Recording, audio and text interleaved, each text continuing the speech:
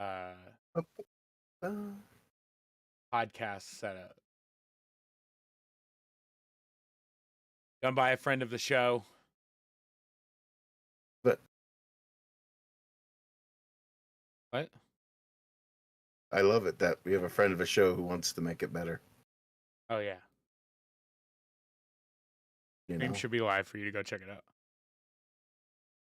hang on. Oh, hey, I like it. Yeah, Yeah.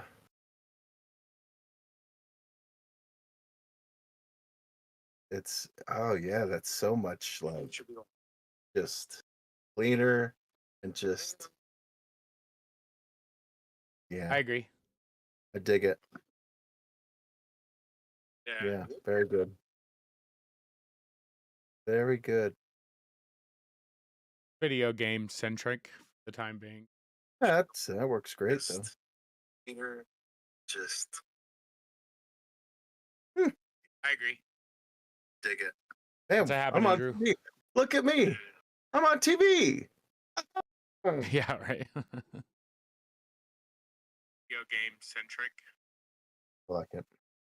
And it's a good thing we have short names. Fits in there nice and perfect right under the speaker box. Yeah, dude. Thanks, Yes. Brian. You're the best. There's that. Get comfortable. Just adjust my bow tie here. And then I'll have a story to talk about because I had one of the craziest things uh, as far as video game finds probably ever Excellent. last Yeah, week. I don't know how much we want to do because I got a few things for news, but they're real like kind of nothing. Okay. So if we just wanted to scrap all those and just do our kind of nostalgia stuff.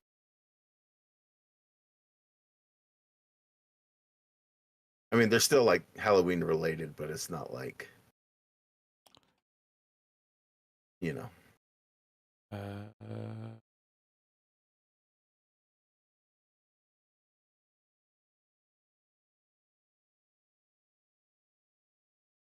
all right. Let's take a look. You only have a couple of them. Yeah, I mean, we're just before Halloween, so nothing Halloween related is really out. So I'm just like, I kept it real bare bones between you and I.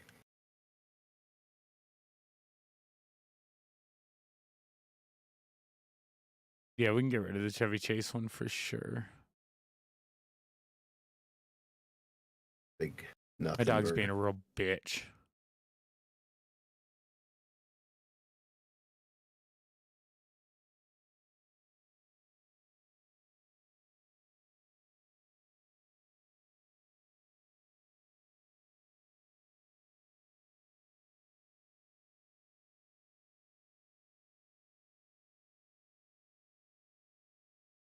Have you seen most of these family frights? I've seen a good portion of them, not every single one of them.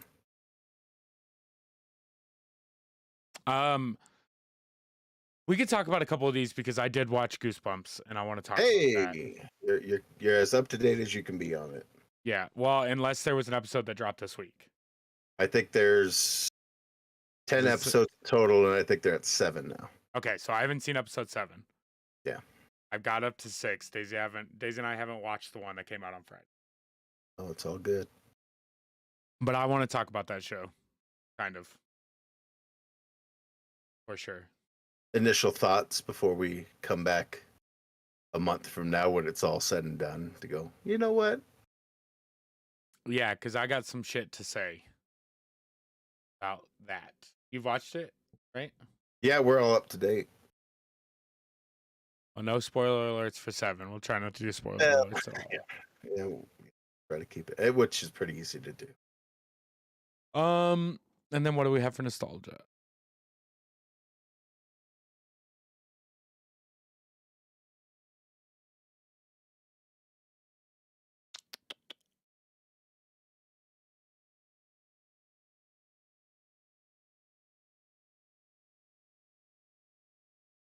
I mean, yeah, because we'll be able to do like our ramblings will take 40 minutes.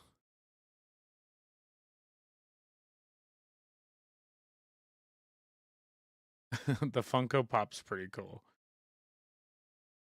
I like that. We can talk about some of these movies because fucking Halloween is tomorrow. So We're on it. Gosh, we're on it. I want to save Goosebumps like towards the end because I've seen. Let's see. Out of these, I don't even know if I've watched Hocus Pocus 2 yet.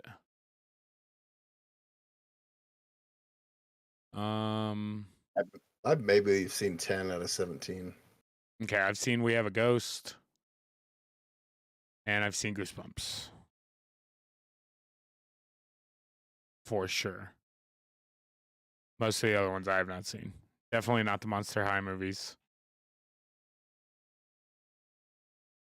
Yeah, some of these I didn't even know were a thing until I was looking at this and like, curses. All right. So that's up to you. If we want to run through that list, it's definitely a nice. We could throw some of that out for those folks who are looking for stuff that's not so. That's kind of like nice. Yeah, deep cut horror. Like just like gateway. Just hey, here you go. Here's some light fun that kind of gets you in the mood.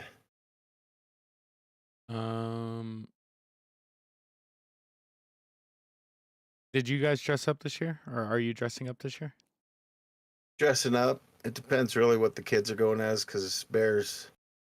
Originally, he was supposed to go as Pugsley. I mean, I could talk about this on the thing, but he was originally going to go as Pugsley because Tegan wanted to be Wednesday, so that was going to make Tiffany and I Mortician Gomez. But then he would outright refused, so we pull out a old costume of Spider-Man, so that made me wind up going as Captain America. So it really changes the dynamic of everything. But yeah, really, yeah, okay.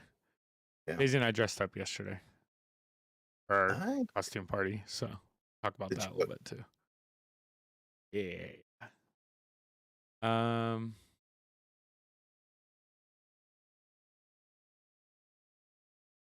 Yeah, then we watched some stuff. Other than that, yeah, it's been pretty easy for days.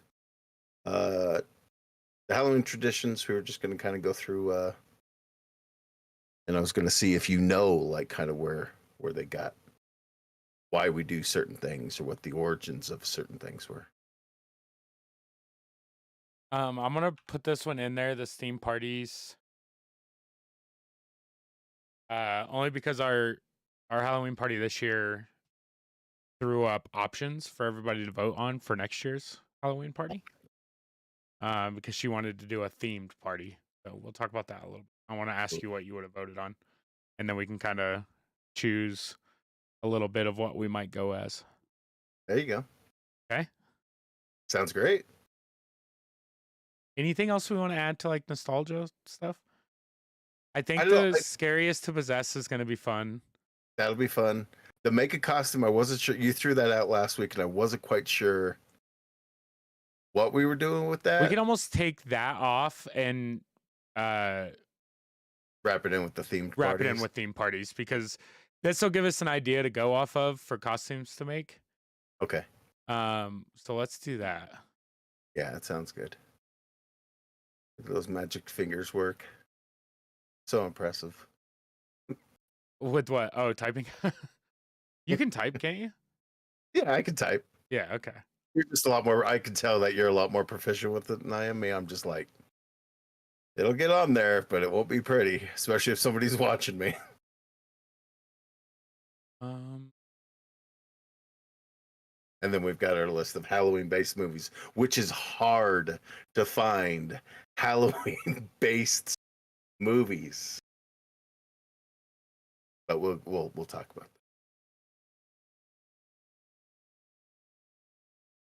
Oh.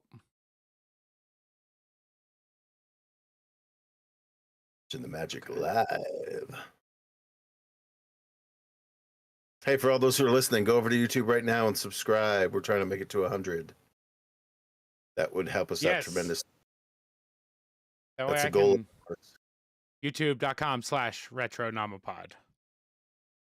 Left that weird hashtag number sign down. The pickup story is going to be nuts. And hopefully Drew sticks around long enough to hear it because he's going to shit his pants. Hey, I think that's a warning to go put on a diaper for those who are collectors of any sorts. Yeah, especially a video game memorabilia. The Nightmare Before Christmas was kind of cool. I kind of just want to touch base on it, especially since I got the retro stream back up and going. I streamed a couple times this week. Yeah, you did. You were killing it this week.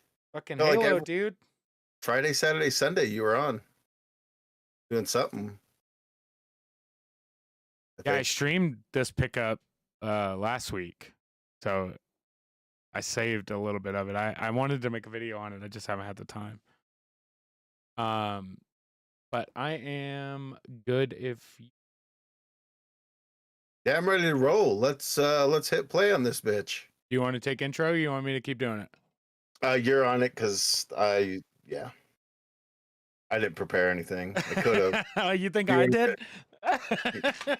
Throw it at me and say, "Hey, Rick, come up with a spooky intro." Gotcha. Give me 10 minutes and I could be back. All right. Woo! Welcome. That was more sexual than I thought it would be. Back to the Retronomipod for the 3rd annual Spooktacular finale. I said that word bad too. Anyways, it's a podcast where we discuss things from our past, our present, and our future. As always, I am one half of this hosting party. Count Tobias today is my name. And across this beautiful wide world, with no fangs, but maybe some canines, my beautiful best friend, redheaded co-host. Well, Halloween, maybe brown-headed co-host. Rick, how you doing, buddy? Good. I liked your intro. It was a little clunky, but you got through it. You know, you just said it too, because I was like, do you want to do it? And you were like, no, I don't have anything planned. And I'm like, fuck, neither do I. But you went for it. You tried something. Yeah, I mean, it kind of fits our narrative with like sexually scary, which I don't know is what we want to be tagged as, but we're here now, I guess. Hey, if it's working for anybody, right on. Like, that's all I could say to that. I thought you were gonna say if it's working for anybody, it's working for you, and I was like, not a compliment. Well, let's get into it with the weird question of the week. Do horror villains eat? I mean, some of them have to, right? Like vampires. Yeah, you definitely see vampires. That's probably eating, right? I mean, they're drink eating. Yeah, they're like, yeah. I mean, do they suck blood like it's joints or small penises?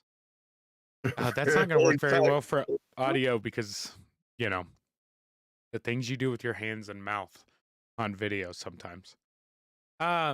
This one's weird, right? Because like I think some horror villains probably just kill. Like when you ask this question, I assume you're talking of things in like the Jason, Freddy Krueger realm, right? Like does Jason Voorhees go home and he's like, damn, that was a good day of killing. I'm ready for a cheeseburger. Yeah. Hot dog. Here we go. Yeah, he's just out grilling chicken wings, you know, in the back of whatever fucking forest cabin he's hiding. How funny. Like, I just had a thought since you said that. I was like, what if when, like, because, you know, Michael Myers doesn't really talk and Jason doesn't really talk, but what if when they talk, you think it's going to be like this deep guttural, like, you know, but it's really like, oh, I'm ready for a hamburger. I mean, I guess, in that case, there was a reason that they don't talk in the movies, right? Yeah, like, oh, I boy. mean, kind of really pull us off of that thing. I don't think a person like Jason would talk, right? Like, I mean, or eat, I guess, is what our question was. I don't know if he would eat. Like, I don't feel like he has a need for speed. More, well, that and like, they're more supernatural. I mean, in the beginning, he wasn't supernatural per se. And then mean, it kind of became crazy supernatural. yeah, I recently watched Jason Takes Manhattan, and the way that he comes alive in that movie, spoiler alert, happens in like the first 5 minutes, but Mhm. he is in the lake or the river at that point. I can't remember. Either way, he's like stuck underneath a fucking sign just as a dead body, and lightning strikes and electrifies something in the water, which then in turn carries that electrical current through the water all the way to the thing that Jason is resting on, and then pow, he is on a boat and murdering Yeah, immediately. Going on a trip. Um Not eating. He wasn't like Not, finding the like plate over hors d'oeuvres. yeah, he's not finding the old, you No, I know. think to answer the question is no. I don't think horror villains eat unless they're like eating the people that they're killing, right? Like Yeah, unless it's like shown like The Hills Have Eyes or something, or hell, yeah, Texas Chainsaw Massacre, where it's so clearly, oh, they're killing because that's what they're eating. They're yeah, not they're gonna killing eat. to kill necessarily.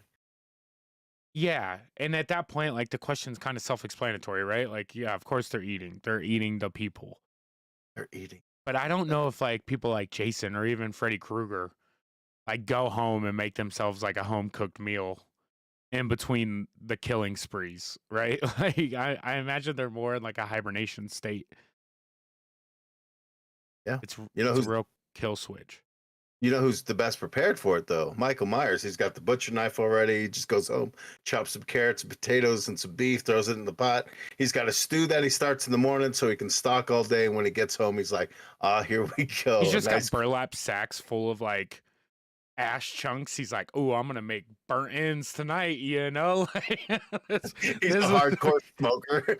yeah, he's just got the fucking super Traeger out back. It's all Yeah. Wi-Fi enabled, so when he's waiting in the bushes for his He's victim, like, he's oh checking his. shit. He's like, "Nah, temp's still good. Cool. I wish this bitch would come out of the house." It's taking her so long. I gotta go flip it. I gotta turn the turkey. I gotta put in my corn so it gets roasted too. Oh man, the corn on the grill. It's Mm, good. yeah, You want me to it's tell too you good. something else that's super good? I did a pickup. I Yeah. did a pickup, not with a pickup, but I got a pickup, dude. People, look, we've talked about it in the past. This is going to be very Halloweenish, but I got to tell you because it had me shaking, right? Not very often do you run across something cool on Facebook Marketplace, Okay. right? So this past Saturday, I see a post in the morning. I'm going to preface this story real quick with I work a weekend job for a bar, right? Usually there for like 5 to 6 hours on the weekend currently. So I work on Saturdays. I see this Saturday morning. I got to be at work at like 12:30, right? I see this at like 11, and somebody had posted on Marketplace a box full of old gaming magazines, right? Okay. They posted very few pictures, but one of the pictures had a Dragon Quest or Dragon Warrior, Dragon Quest 5 or 7 strategy guide on top. And the second picture he posted had two uh low end Nintendo Power magazines, right? That's the only two pictures he showed. It wasn't like how many magazines were in the box or anything. He posted up for $50. I'm like, you know what? Like, I'm trying to add some Nintendo Powers into my collection.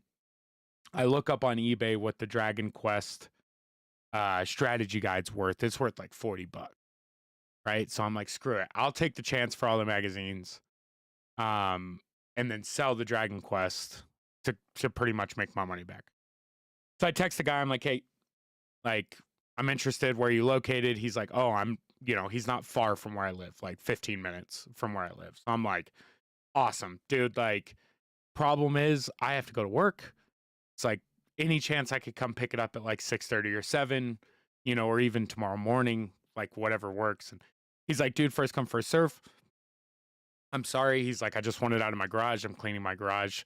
Text him back. I'm like, dude, it's no worries. Like, it is what it is. Like, I'll give you a shout after work and see if you've still got him. If you've got him, I'm interested. I'll come grab him.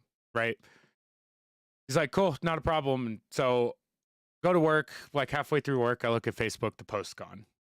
And I'm like, you know, like, it is what it is. Like, someone was going to grab them, especially with first come, first serve. And I get off work. It's like 6 o'clock. I just randomly shoot him a text. I was like, hey, like, any chance they're still available? I didn't see them marked sold on Marketplace. And he's like, actually, man, they are still available. He's like, if you want to come grab them. I was like, fuck yeah, man. Like, cool. I'm on my way. So, like, I get home, change real quick, and he shoots me his address. I start to drive there. And halfway there, I'm like, well, shit, I got to grab cash. So I text him. I'm like, hey, any chance you take Cash App? No text back. He's been very good at texting back. And I was just like, damn, like I screwed it up with the Cash App thing, especially with all the scams on Marketplace. Anyways, I stop at the bank, pull out money. I was like, he gave me his like home address. I was like, I'm going to shoot there. I'll text him when I get there. If he comes out, cool. If not, it is what it is. Get to his house. I shoot him a text like, hey, I'm here. Within like a minute, the garage door. Awesome. It's kind of cool because I show up in my Jeep. And for those that don't know, I drive like a lifted Jeep Wrangler, like pretty decently built Wrangler. And I pull up behind like a okay built Rubicon, right? So I'm like, oh, Jeep guy lives here as well. And pull up behind him. He opens the garage, walk up inside, we introduce ourselves. I was like, cool, man, like, notice the Jeep. So we start talking about Jeeps. We're standing there, start talking about video games for a little bit. Like 15, 20 minutes goes past. I'm talking to this guy. And I was like, cool, dude, like, you know, set it up, right? Pulls out the box. I look through the box a little bit. He's like, yeah, there's a bunch of Nintendo Powers in there. He's like, there's some PlayStation magazines. It ends up being like, I don't know, there's probably 60 or so magazines in this box, like heavy box. And excuse me. So I don't even look through it, right? I just like flip through the couple tops. The Dragon Warrior or the Dragon Quest strategy guide ends up just being the cover. Like there's not the rest of the book there. So I'm like, screw it. PlayStation magazine in there. And I'm like, sweet, man. Like, you know, we decided on $50, right? And he's like, actually, he's like, there's a reason I didn't text you back about the Cash App thing. And I'm like, oh, here we go. Like, I got all the way here with cash, and he's gonna be like, somebody offered me 200 for the box or something, right? He's like, dude, he's like, you know, you were not the first person to text me. He's like, but you were pretty close. And he's like, I talked to probably 20 people today, and he's like, I told everyone the same thing that I told you. It's first come, first serve. He's like, I've had people cuss me out. He's like, block me on Facebook, send rude memes to me, you know, like call me a liar, like all these things. And he's like, out of all the people I talked to today, he's like, when I told you it was first come, first serve, he's like, you weren't an asshole. He's like, you were understanding. He said, you followed through with your word on hitting me back when you got off work. And I was like, yeah, dude, like I've been there, right? Like we've all been on Marketplace quite a bit. And he's like, honestly, man, he's like, especially after talking to you for the last 15 minutes, he's like, take the box. Kind of give him a look like, what? And he's like, you can have them. He's like, I want him out of my garage. He's like, I dealt with so many asshole people today. He's like, that you genuinely seem like a good person that wants the box full of old magazines. And he's like, you can have them. And I was like, dude, like, you got to let me get, you know, like, let me give you something. Right. And refuses to take anything. We sit there, we talk for another like half an hour, just talking about video games, what we're playing, old stuff, new stuff, everything, right? Ends up being an awesome guy. So shout out John, dude that I got these from. He ends up hooking me up with the full box of these magazines. Well, I get home, start going through them, right? Needless to say, it was one of the greatest like video game related hauls I've ever gotten in my entire life. And I'm going to show one on stream, but I will explain a couple of the other ones to you. They were all N64 era Nintendo powers. There was probably 60 Nintendo powers in there, all from the N64 era, minus like 4 magazines, which had like the end of the Super Nintendo era, or the GameCube era, I guess. The Super Nintendo era. So this is the 007, the GoldenEye 007 top secret 16-page mission briefing, right? So this is taking you through all of the mission briefings. They all have their posters. They all have the registration cards. A couple of the magazines are missing like some inserts, like Pokemon cards and stuff. For shits and giggles, I had a buddy on with me, and we go through all of the Nintendo Power magazines just to rough estimate on price of what these things would go for if, I were to sell them as solo lot, right? Yeah. Yeah, We yeah, go yeah. through all of them. It takes probably an hour and a half to get through all of these magazines. There's some cool issues in there. There's issue 100 of Nintendo Power. There's the Ocarina of Time release issue. There's the Star Fox 64. There are posters in there that are hyping the release of the original Pokemons for Game Boy. There's a Dang. poster in there of this original thing. There is some sweet, sweet, sweet things in here. I'm going to start posting some stuff on the Instagram that's like inside of them, like ads, cheat codes, just random stuff. Because first of all, they're Nintendo Powers. None of these are being sold. And after it was all said and done, I'm sitting on somewhere between like $700 to $1,000 worth of Nintendo Powers that Jeez. originally I was gonna just buy for $50. And being a nice person and understanding person, especially in such a cruel market for video games, got me hooked up with a box full of Nintendo Powers. All in an era of gaming that I hold dear to my heart, being the N64. So one of the greatest things, like shaking with adrenaline, brother. Like it was one of the greatest things I've ever gotten, especially off of a Craigslist / marketplace scenario. It just goes to show that like just being a decent person and being nice and understanding about things like pays off in the long run. Like being an asshole really doesn't get you anywhere. Sometimes, man, it was one of those things where it was just like, even to this day, I like walk past the magazines they're just sitting on, like fucking Nintendo Power comics. All the little comics are so great. Dude, they're just reviews. I mean, they're amazing. They're amazing to look at, especially because, these all came out right when I would have been of great age. Dang. This That's is awesome. This is issue 99, the GoldenEye 007 issue. I was just random when we pulled out of the pile. But yeah, so ended up getting like 60 Nintendo Powers off of that find, which was just absolutely astounding. I'm still like, even talking about it makes my hair stand up now, because it's just like one of those things. You don't add stuff like that into a collection, especially of stuff that you don't have, and off a marketplace nonetheless, and for free, for being a polite, easygoing person to deal with. That's great. Yeah. God, that's awesome. I like stories like that where it's just like, you're going, you don't know what to expect. You know you're going to get something for your money, and then for it to turn out, oh, you don't have to pay anything, and he's just a decent guy who's like, since you were nice to me, I'm going to be nice to you. Yeah. Have a nice conversation with him. Find out, oh, okay, cool.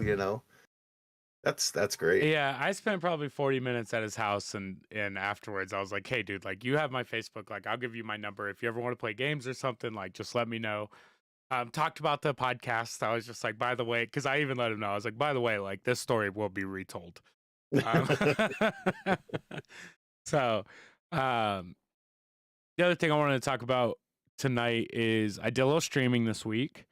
A little bit of Halo, kind of having a little Halo renaissance with myself, to the point of I bought with my credit on Audible this month the Halo Fall of Reach book. Which is a book I've read in the past. It's pretty cool. It's like the original Halo, like the start of the original Halo game, pretty much. Great book, mostly because it gives the origin story of the original Master Chief, like John 117. Okay. It goes about how they find him as a child, like as a 6-year-old child, and pluck him into the Spartan program at that point. And like his adventures leading up to the beginning of Halo 1, like them actually finding Halo, and the Fall of Reach, the Pillar of Autumn ship. It's a cool story. But anyways, played some Halo. Halo, I think, is back. I think Halo's back. It felt really good. Played some ranked, played some doubles. It wasn't back, dude. It wasn't back. No, they really fucked that game up when Infinite came out. Yeah.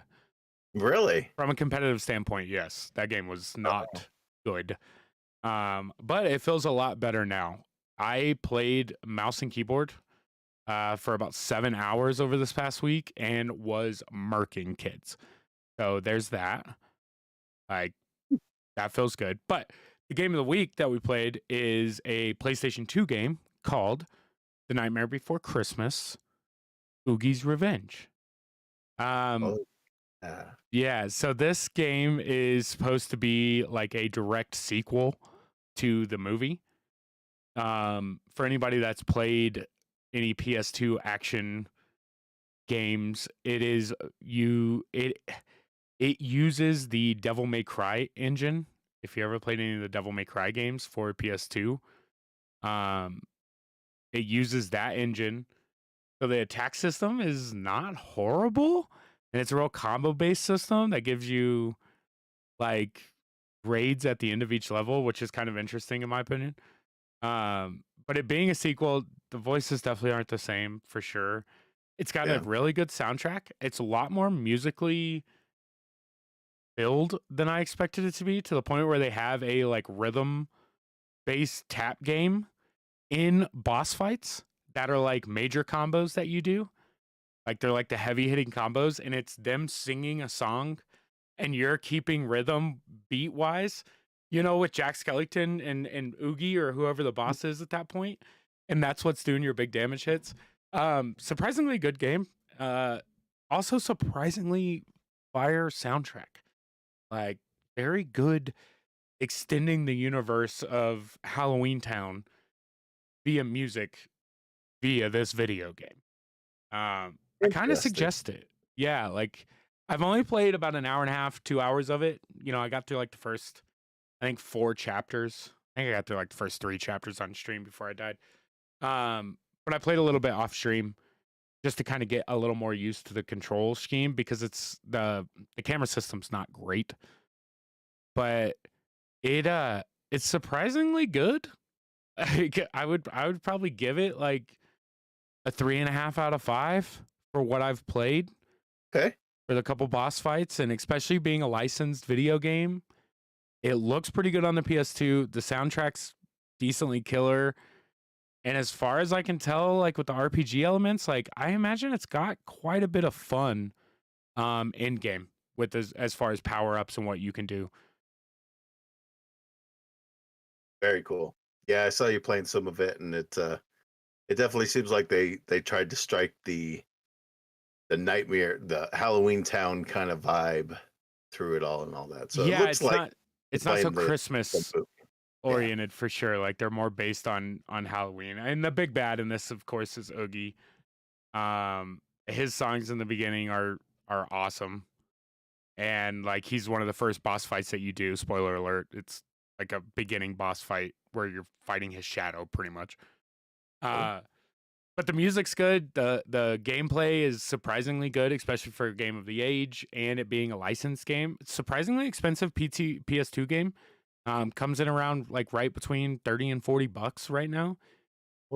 Which is surprising, especially for a licensed PS2 game.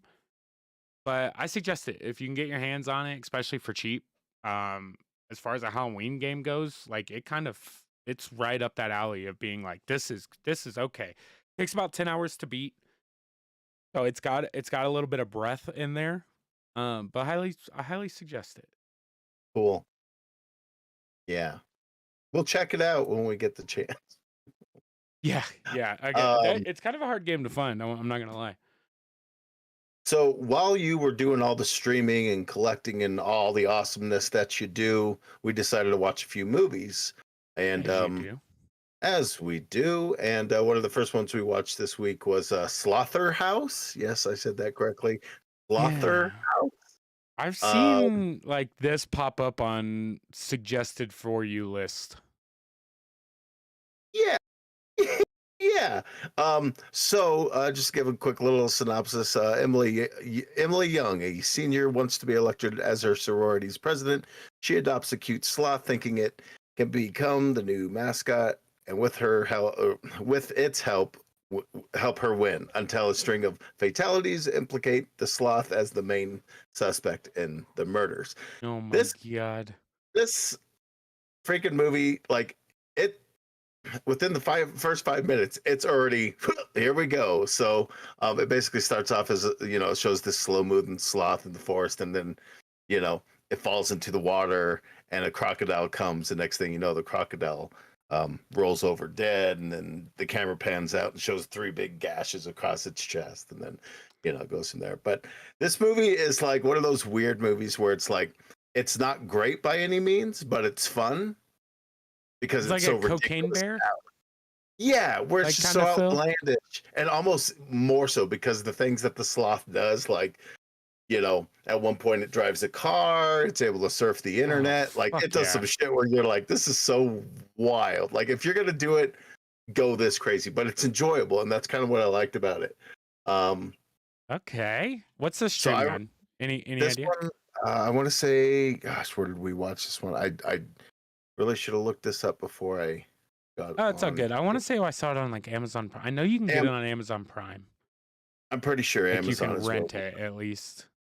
Yeah, you could do the old Google search and it'll pop up instantly. Yeah, but Google search it, you lazy bastards. yeah, I can't do all the work for you, but definitely check this one out if you want like a mindless, dumb, like the hell that. But it's a sloth. But why is it able to? But anyway, Yeah, I mean, it still seems fucking awesome. yeah. This next movie that we watched, we actually went to a one night screening only that happened on Thursday the 19th. Onyx the Fortuitous and the Talisman of Souls. What's fun about this one is that I actually helped kickstart this one. And I actually got my name nice. in the credits, and I posted Oh, that no up. kidding? Yeah. So not a producer credit or anything, but I feel like, hey, I put money toward it, so kind of producer, but that's just me being goofy. It's a thank you credit, I assume. Yes, some it's sort? a thank you credit at Okay. the end. That's still cool. Yeah, like for me, it was very much like, I've been watching this guy, with various other things, previous other independent movies that he's done. He's also done podcasts about spooky stuff. He's totally like right in our realm of like, he loves horror stuff and comedies, and he loves to mash them together. And that's exactly what this movie is. It's very much like a a love letter to 80s campy horror, because basically I would say 99% of the movie is done with practical effects. So everything you see on screen is basically there. It's based So he's off doing of, like gluey, fucking gooey. yeah, you could feel the like, ew. Yeah, ew. Yeah. And it's based off of his internet personality, Onyx the Fortuitous, also known as the Satanist guy. Okay. You might, or the I Arby's feel like guy. I've heard about that, yeah. I'm sure you have, if you're within that, but yeah, he decided to use this as his first like kind of crazy big film, and he got backed and everything else. He's been going to all the different, festivals and stuff, and they're getting praise, and he's getting actually a lot of really good positive reviews, which maybe there might be a sequel. Fingers crossed. But good for him. yeah, Andrew Bowser's the director writer's name, for those who want to know. Fantastic movie. Hey, so I don't know, maybe you won't be able to answer it, but like how many theaters here in Colorado got it? Do you know? Well, we saw travel for it. We went to AMC. Okay. And I'm pretty sure it was one night only at like 2 showtimes, 7:00 and 10:00. So like it was really just like a one time only thing through Fathom Events, which they do nationwide. So I don't know how many theaters it played on, but I hope it was enough for people to go, oh wow, all the screenings were, if not sold out, close enough to be like, well, there's something to it. But yeah, somebody's gonna like it. Plus, I mean, this is one of those movies that'll get hit super hard in post. Like it'll become one of those cult, like streamed a ton when it gets put on something eventually. Yeah, once somebody gets a hold of it, and so after enough people have seen it and word of mouth gets through, it's it's awesome. It's so much fun, man. It's definitely a fun, like Tiff knew nothing about it going in. I left her in the dark. I was just like, we're gonna go see a movie tonight. She's like, what is it? I'm like, well, to tell you, it's a campy horror movie. She's like, oh, am I gonna like it? I'm like, I don't know, because I don't even know if I like it. But luckily enough, she actually thought it was a lot of fun. She was laughing at parts. She was, there are a few jump scares here and there, but nothing that's so like that's all it's relying on is just jump scares. Did you take your kids to it?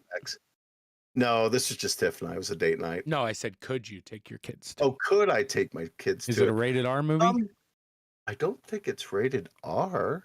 Well, I think it is rated R now that I think about it because there's a lot of cursing and stuff, and a little Okay. bit of innuendo and all that kind of stuff. So yes, but it's light enough where it almost feels like you could, if you were that type That of kind of parent. parent. You know what I'm saying? Yeah. Like, let's say I'd go for it, but Okay. things there. But I don't know. I enjoyed the heck out of it, and the fact that it was as good as it was when I first saw it. It was like, oh, thank goodness that I backed something that was actually really good. Besides just getting neat, cool stuff. But yeah, that's Onyx the Fortuitous and the Talisman of Souls. They're supposed to be having a release date for the actual Blu-ray. Looks like and November stuff. 7th. Yeah. So This, according to this IMDb page. yeah, I'm not sure if they're going to try and do a wider release or if that's actually just going to be a put it on Netflix or whatever and stream it. But good times. Yeah, let them get Next, paid out for it. yeah, I like when smaller name guys who I've been following for a while actually make it big.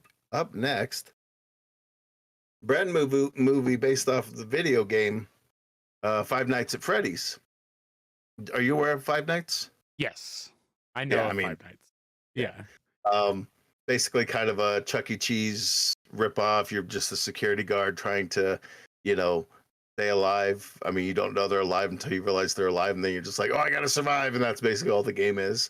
I did not know that this movie had Matthew Lillard in it. Yeah, like the cast. Once I realized who was in it with like Josh Hutcherson and freaking Matthew Lillard, those two alone, I'm like, all right, here we go. Yeah, that's kind of epic. I think for what it is, it captures what Five Nights at Freddy's is, and without spoiling too much because it did just get released, I think it's fantastic, and I hope they continue on with the story. Because no kidding. Yeah. Okay. Like, so, and what's nice is that it's PG-13, so the deaths they do are definitely like, oh fuck, but it's not really shown, okay, like it'll be a shadow that shows, or like they'll kind of see it happen and then cut at the last second. So like you could watch it with kids, and I think they knew that their predominant audience their are younger. audience 100% is probably 9 to 15. Like Five Nights is something I never got into, and I remember it getting big and being like, why? And then you realize the audience size, who it's being, put out for. Oh. And it's crazy because I haven't heard really anything good or bad about it yet. And like you said, it is brand new. Yeah. Came out what, Friday? Yeah, it came out We're recording this on a Sunday. This week. It's hits the theaters while it's on streaming for Peacock. So the biggest thing that I did see about this movie over the last couple days is apparently one of the biggest movie fight brawls that I've ever seen in my life happened at a Five Nights at Freddy's showing. Did you see this? Yeah, that is wild. Oh my dude, people were getting haymakered in this theater, and like I didn't dig into it. I don't know what it was over. I hope someone was. Yeah, I hope someone said that they were good at the game, and some other kid was like, "Hell no, I fucked your mother," and then that turned into a fucking theater-wide brawl. But yeah, it's funny because like I said, I haven't seen really anything like people talking about it in the sense that like, oh, this was awesome or this movie sucked. Yeah. But I have seen that there was a massive brawl in this movie, and for some reason, it makes me want to see it a little more. Yeah, to be like, okay, why would you fight over this movie? Yeah, it's not Fight Club. Like, yeah, exactly. Oh, I mean, we don't talk about that, but I didn't mention a thing. But yeah, check it out if you like mildly spooky kind of. The story of it is actually pretty fantastic too. I'm not going to say anything. I assume super jump scary because that's kind of what the game's based off of. Kind of heavy little or creepy, like, oh, something just in the background that he doesn't notice, that kind of stuff. So pretty fun though, I gotta say. I really did enjoy that one quite a bit. Up next was one that we just clicked on because I was just like, I read the synopsis and I'll read it now real quick. When the infamous Sweet 16 killer returns 35 years after his first murder spree to claim another victim, 17-year-old Jamie accidentally travels back in time to 1987, determined to stop the killer before he can start.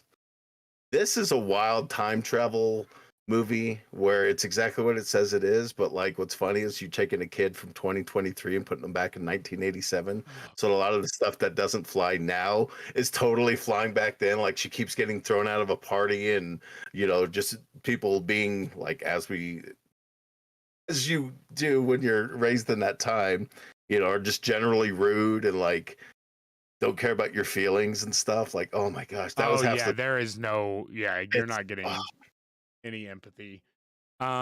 This is a Kiernan Shipka, who is Sabrina in the Chilling Adventures of Sabrina, if I'm not mistaken. yes. I But, goodness gracious, I have a weird thing for this girl. yeah, I didn't realize it was her right away because it's been a few years since like the Sabrina, Chilling Adventures of Sabrina wasn't that long ago, but I guess it was long enough where she's still the same person, but like she's grown up since then. So She's so like soft faced, I think, and with the short haircut in Sabrina. Like maybe that's her, what it is. I don't know. You don't see any age in her face in that show, like at all. Like her being a Yeah, witch or whatever, or however they did it. Like she's very, I don't know, girlish, I guess. I don't know. Like whereas yeah. at least in this one, she looks, slightly aged. She looks like a teenager. Yeah. Yeah, more or less. But no, it's pretty funny. There's a scene where like they're playing dodgeball, and she just is like, "What is this?" And just like it shows like the battle that a dodgeball match was back in the day. Oh hell yeah, dude. Bro, I am actually very interested in this one.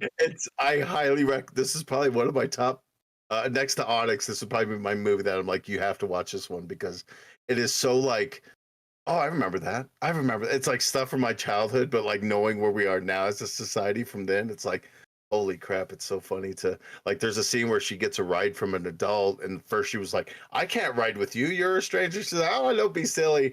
And then like gets in and she's smoking the whole time. So when she gets out, the car's filled with smoke and she's getting Oh. oh my god, I was like, holy crap, flashbacks, here we Yeah, go. no kidding. But no, This it's looks just cool. so I like this one. yeah, I like it's so this. well done. It's a fun who done it, unless you're one of those people who can figure out things the first 5 minutes. But like, dang man, I couldn't recommend one more. This is probably yeah, It looks totally like killer. this one's on Amazon Prime. Amazon Prime for sure on that one. Oh, Onyx isn't streaming anywhere yet, so I think we I mentioned figured that. I didn't even ask about it for that sole fact. Yeah, because they're figuring out rights and stuff. But yeah, check it out. Totally killer on Amazon Prime. So definitely check that one. The last one, and I left this one for last for man, I should have just gotten it out of the way. Winnie the Pooh, Blood and Honey. Yes, we finally watched this piece of shit. Okay. So you know me, I'm pretty easy. I like to look at movies and what's the positives of this movie. Yeah, And it's you like hard. movies are shit, and it can piss me off sometimes because you're like Yeah, looking for the best parts of like, looking well, for it the has its merits. No, garbage, trash movies. and when the one thing that you have going for it is the fact that you could just say, "What the fuck? This is stupid. Why the fuck would they do that? That's Cold dumb." bother. Like every oh bother. Like okay, so this is basically after Christopher Robin abandons them for college, Pooh and Piglet embark on a bloody rampage as they search for a new source of food. So basically, Christopher Robin finds these, characters in this 100-acre wood. He starts bringing them food. They become reliant on him, right? Well, he Okay. leaves because he grows up and he leaves. Well, they get hungry. So what do? They eat Eeyore and they decide, oh, we're going to lose our humanity. So they don't talk Okay. anymore at all. But what's weird about this is that they made them like these weird man hybrid animal things. So like they have hands and like everything else. So it looks like a dude wearing a big fucking mask instead of Okay. like Pooh or Piglet, which kind of pisses me off a bit when it's like, you could have done better. Yeah. And like there's scenes where like even the bad masks, like he's supposed to be eating the honey, but he's just smearing it on his face instead of putting it in his mouth. And like the deaths are just, they make no sense in this goddamn movie. Like, Ooh, it, the scrutinizing the hell out of this one. like, IMDb agrees. It's got a 2.9 out of 10. So there's that. but here's the crazy thing: they're making a sequel. Awesome. Oh, Love also it. it's like I think it's a British movie because everybody has an accent, which kind of adds to the frustration of like usually a British accent kind of helps things, but this just makes it a little more infuriating. Like you're supposed to be posh and proper, like smarter than this, but you're making poor life choices now that Yeah, like you you're, guys are you're Americans. yeah, you're just like us. So no go on Winnie the Pooh, Blood and Honey. Unless you just want to be pissed off, like Yeah, I mean, I might still look for it if I can find a copy of it on like Blu-ray or something, but this one, it's I mean, you know how I am about watching movies anyway. This is yeah, it's not the okay. one. So if you want to waste, luckily it's only an hour and a half, so if you want to see what it's all about and go, oh, that's not great, but yeah, Well, I this wanted to be preview on IMDb is in German. yeah, So yeah, noticing that, and it's like, huh, he's into yeah, but yeah, that's the movies I've watched for this week. I thought it was good list. I like it. That you you know, had a week. 4 out of 5 ain't bad. Well, we watched other things too that were Halloween related. We just it's stuff that's Yeah, during the Halloween watched party, before, traditions. uh we had a Halloween party this past weekend, and the friend's house that we were at decided he gave us an option, but we all voted on him just putting movies on. So Mm, the first movie that was on mid party was the original Leprechaun. And then that turned into like Pet Cemetery, the original, like the 87 or 89 version. heck yeah. And that was because we had another friend wanted to read something horror. So he chose Pet Cemetery, and that's what he read this month. And so at the party, this one of our sober friends, he just kicked it, and watched Pet Cemetery because he just read the book and he wanted to see how it compared. But it was kind of cool. It was a cool concept, right? Like not a lot of sound. I mean, they had sound, but you throw subtitles on. And it was Yeah. like every once in a while you walk into the living room, like talk to a couple friends, like sit down on the couch, drink your beer for a minute, and get to watch like 15 minutes of Leprechaun, where it's like, oh yeah, this movie still slaps. Like it's still good. Yeah. Yeah, Good there's a old reason Jennifer why. Aniston and like Kevin Bacon in that one. God damn, yeah. Warwick Davis, like come on, man. We got to teach people about Warwick Davis. Like not a lot of people knew him. And I was like, what do you mean? I was like, it's one of the famous little people ever to Yeah. grace our screens. And they're like, oh, what about Peter Dinklage? I was like, Peter Dinklage is who he is because of this man. Like, it's like He paved the way yeah, so people like Peter exactly. Dinklage could stand. But don't you put that on my man Warwick over here? Like you don't even know. No, it was cool. It was a fun night. I didn't watch nearly as much stuff. I mean, we'll talk about it a little later on in the show, but I did watch something this week that I'm super excited about. That's cool. So like, as we do, we like to keep an eye out on things and cool things kind of throw out to people. But looks like Hot Topic is carrying this kind of really cool, kind of outside the box, pun intended, I Funko guess. Pop. It's Michael Myers Behind the Hedge vinyl. And it's basically exactly that. There's the scene in the classic where he kind of pops out from behind the hedge and you just see half of them, and it's exactly that, but it's kind of great. Dude, I love to hate on pops, right? Like it's something I just like. The pop collecting scene is a little much for me at times, but man, the stuff that they put out, it's kind of fucking cool, including Sometimes, this. Like, there's a couple things I just want to point out about this one, right? First of all, it's just a regular size pop, 1590 on Hot Topic right now. It shows half his face. I'm curious if it shows the other half around or if they cut it yeah, off. I me imagine, too. yeah, I imagine it's his whole head because else it would look weird. But the way that they did it, because pops are very no like they're obvious in the sense that what a pop vinyl looks like with their big ass black eyes. Mhm. And the way that they did this with like the mask and then gave him skin and then the black eyes under the mask, just so perfect because they didn't have to put that kind of detail in there. Yeah, They could have just put the big black eye right on top of yeah, the white mask and we'd have been like, this is still cool. But yeah, instead, makes they gave sense. us just enough to show that he's wearing a mask. Um, the only thing that would have made this better, and I don't know why they didn't do it, but he has an open hand that's visible. Why is there not a little butcher knife in it?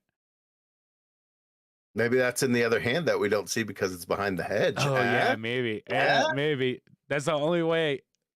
I like this a lot. Yeah. I like this a lot. They've got a bunch of cool ones down here underneath it too, like the Reagan Exorcist one. They've got a Sam Trick or Treat one, a couple Trick or Treat ones. Bride of Chucky. The Simpsons Itchy and Scratchy one is amazing. Yeah, it's Pops are good cool. stuff. We've got some pops in the house. Yeah, like I mean, everybody does. Everybody gets them, Yeah. whether you buy them yourself or somebody else gifts you one. Like one year for Christmas, I gifted my family members different Deadpool pops because that year they came out with like 20 variants of Deadpool. Oh damn. And they were all like samurai, pirate, like all these different ones. So I was like, well, you're more of a pirate guy. I'm gonna give you the pirate. I'm gonna give you the samurai. I'm gonna give you. So yeah, I get it because they're relatively inexpensive. Yeah, 15, 20 bucks. Yeah. And the range you can get on these things of different characters or shows or I mean everything. It's crazy. And some of these damn things are fucking expensive. Like there's some multi-$100 pops out there. Yeah, there's some and like you said, anything that's got a fan base to it, they've made it into a pop. Like 100%. It's very cool. But this one's cool. I really like this one. Kind of digging around some more. I was, came across a little article about 17 gateway horror titles for the whole family to stream this Halloween on the Bloody Disgusting. It's one of my favorite sites to visit. They're always good with yeah, I've bookmarked this one because of you in the past. Yeah. But yeah, they kind of put together a list of I would say newer-ish. Like there are majority of this is within this year they were released. Or within the last few years, because they didn't cover classics like Halloween Town or, Coraline or Beetlejuice, ones that we've touched on. These are just 100%. Kind of newer ones. So we thought we'd go through these and kind of talk about them. If we've seen them, maybe we'll talk about them. If we haven't, we'll just say, oh, that sounds interesting, or we'll just glide on past. But starting us off is A Babysitter's Guide to Monster Hunting, which that title alone is kind of interesting.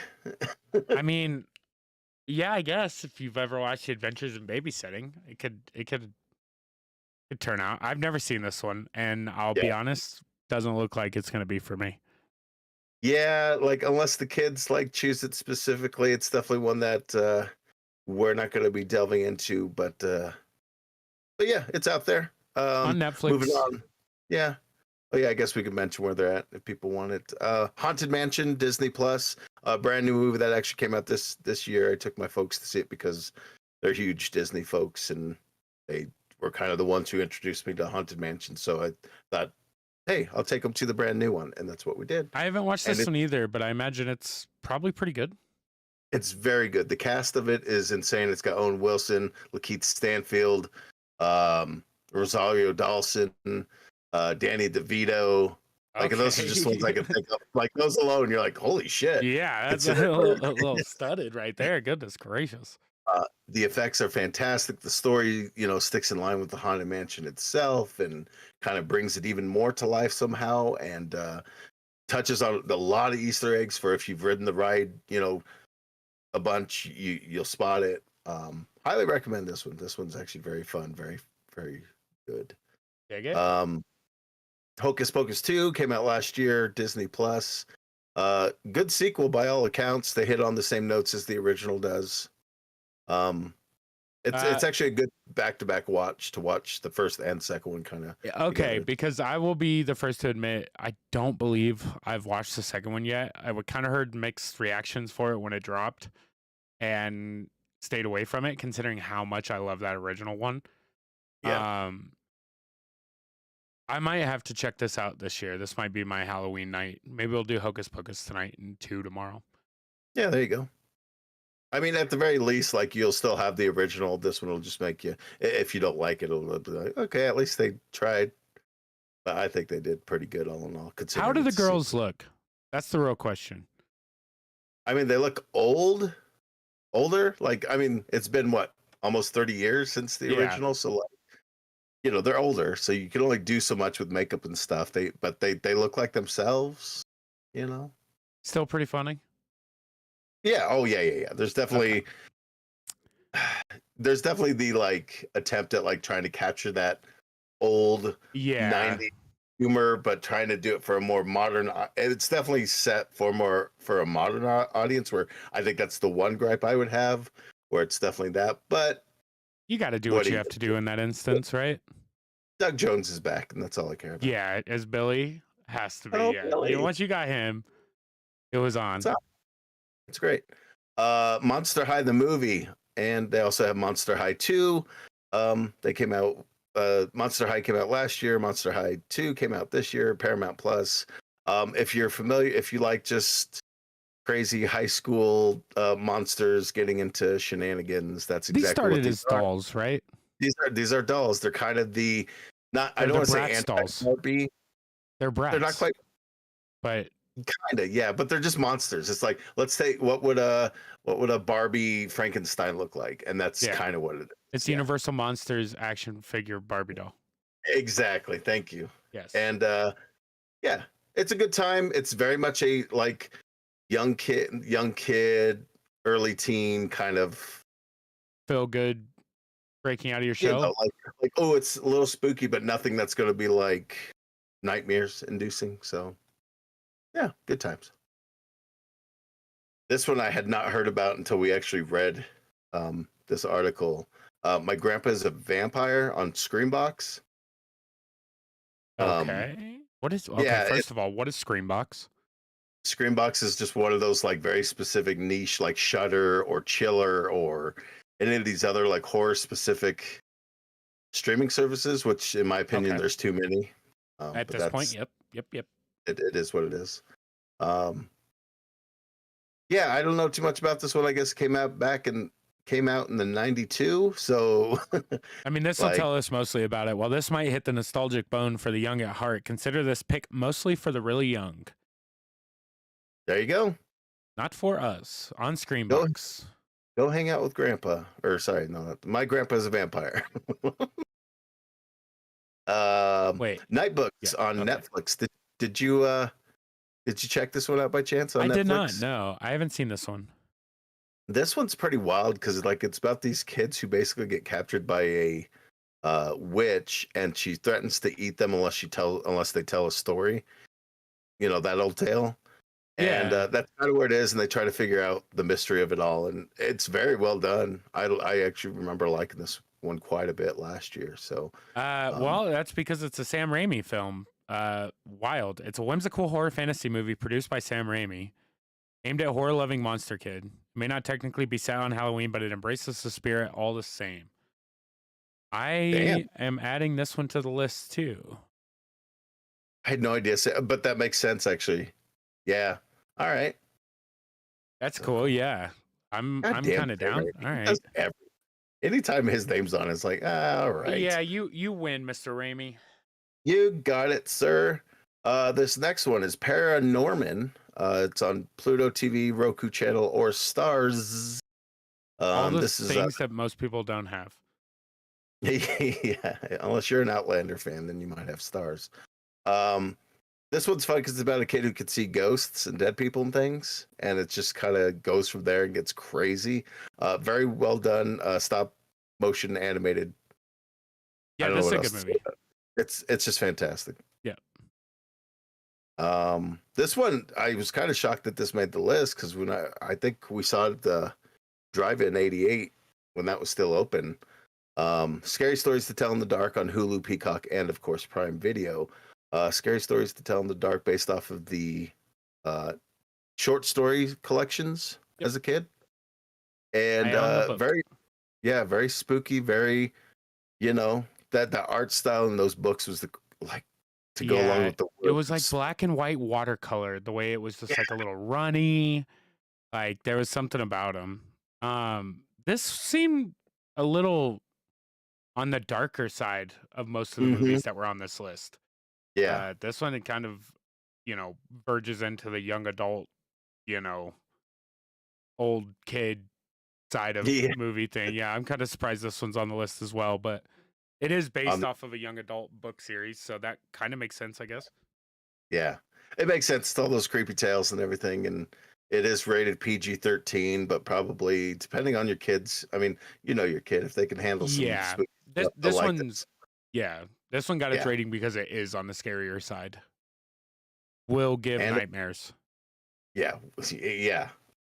Spirit Halloween, the movie on Shudder. Did you ever check this one out? No, but we talked about this one I think last year, We and we keep talking about this movie every year. We were like, somebody will see it eventually. And I think Drew actually saw it and said it was like it's real always just okay. on But dumb channels. Put it on something that's accessible to me that I don't have to watch it with ads.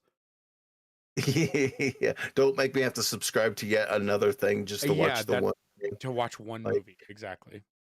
like, yeah. I mean, I don't know what else to say about it except that Yeah, I mean, Spirit of Halloween. One of us watch it at some point.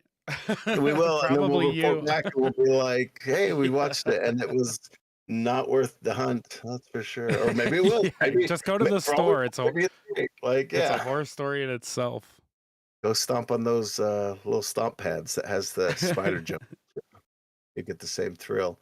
The Curse of Bridge Hollow on Netflix.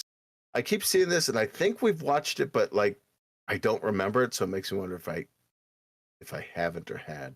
Yeah, I've never Um, seen this one. I swear I've seen it. Like I've seen it while scrolling and everything. And I think this is a Netflix original.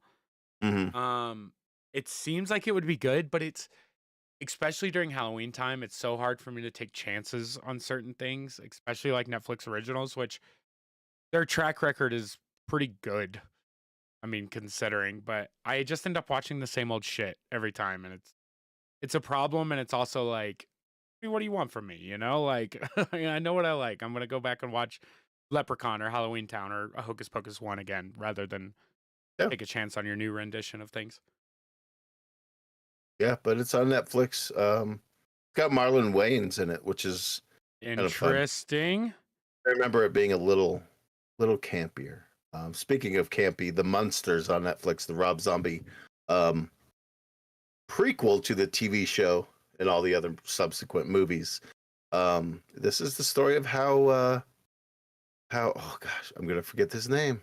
The Frankenstein Herman Uh, and Herman. Herman Yeah. meets uh boy, I should not have gone down this hole because I've dug my anyway. Basically, it's how those two meet and kind of kicks off the TV series from that. Moon It's kind of Zombie, of course.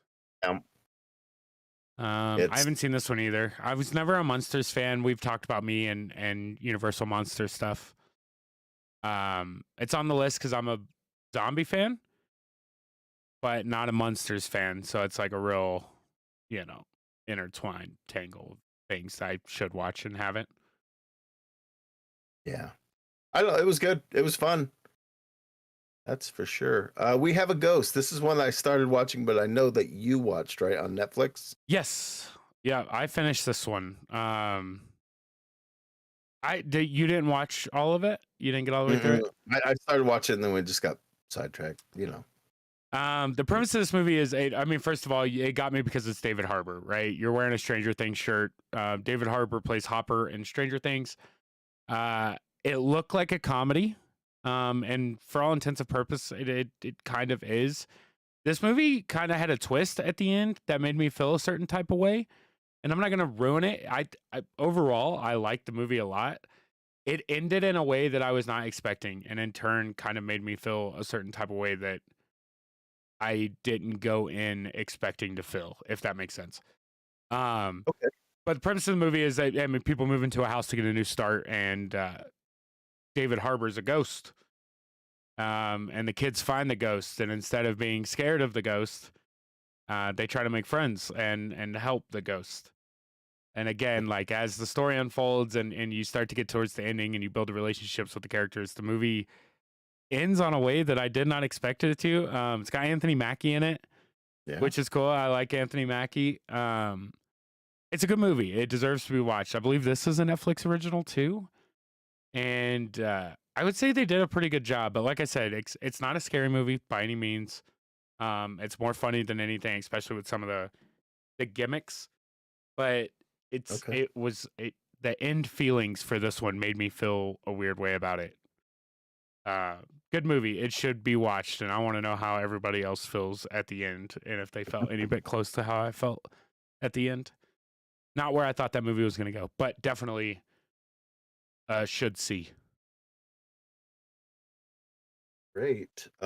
Moving along on a steady clip. These next few I haven't seen, but Wendell and Wild, Netflix, stop motion. I believe this was done by Key and Peele, those dudes. They came back and did an animated spooky features, which kind of, considering that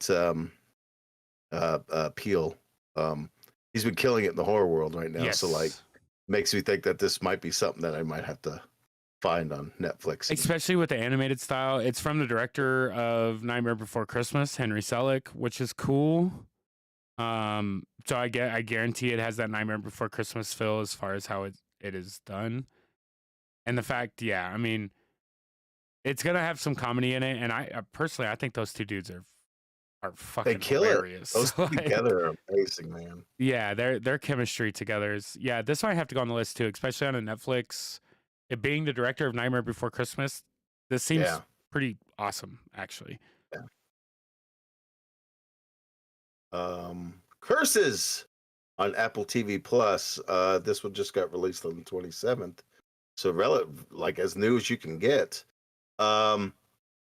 Let's see. When a generous long family curse turns Alex Vanderhoven to stone, it's up to his two kids, Pandora and Russ, and his wife Sky, to return artifacts stolen by their ancestors to the rightful homes to finally lift the curse for good. Curses.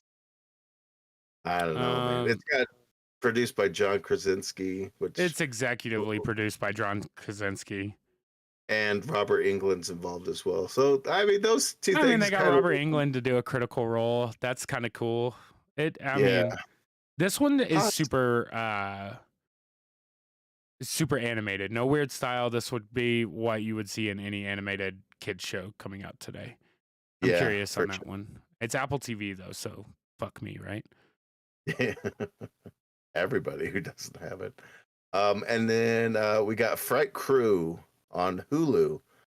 This one's based in New Orleans, and it's just kind of a bunch of friends going through different supernatural folklore that happens down there. Executive produced by Eli Roth, who you might know from the Hostel films and a dozen other freaking things. So again, a producer involved that lends credit to it.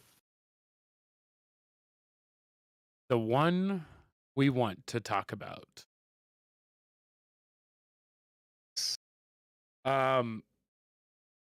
This month we've got a new Goosebumps TV show, sir. It's exciting. It is super exciting. I was very skeptical, of course, as we are going to be. We talked about it on the show a few weeks back when we got to see the trailer pop up. And we were hyped for one thing and one thing only, other than it being a Goosebumps series, and that's fucking Justin Long. Yeah. Right? They got our boy Justin Long to do it. So we finally sat down and started to watch this. I know you got through them all. As of this recording, the 29th, there are 7 episodes out. I have only seen the first 6. How'd you like this? I've been enjoying it, man. It's interesting.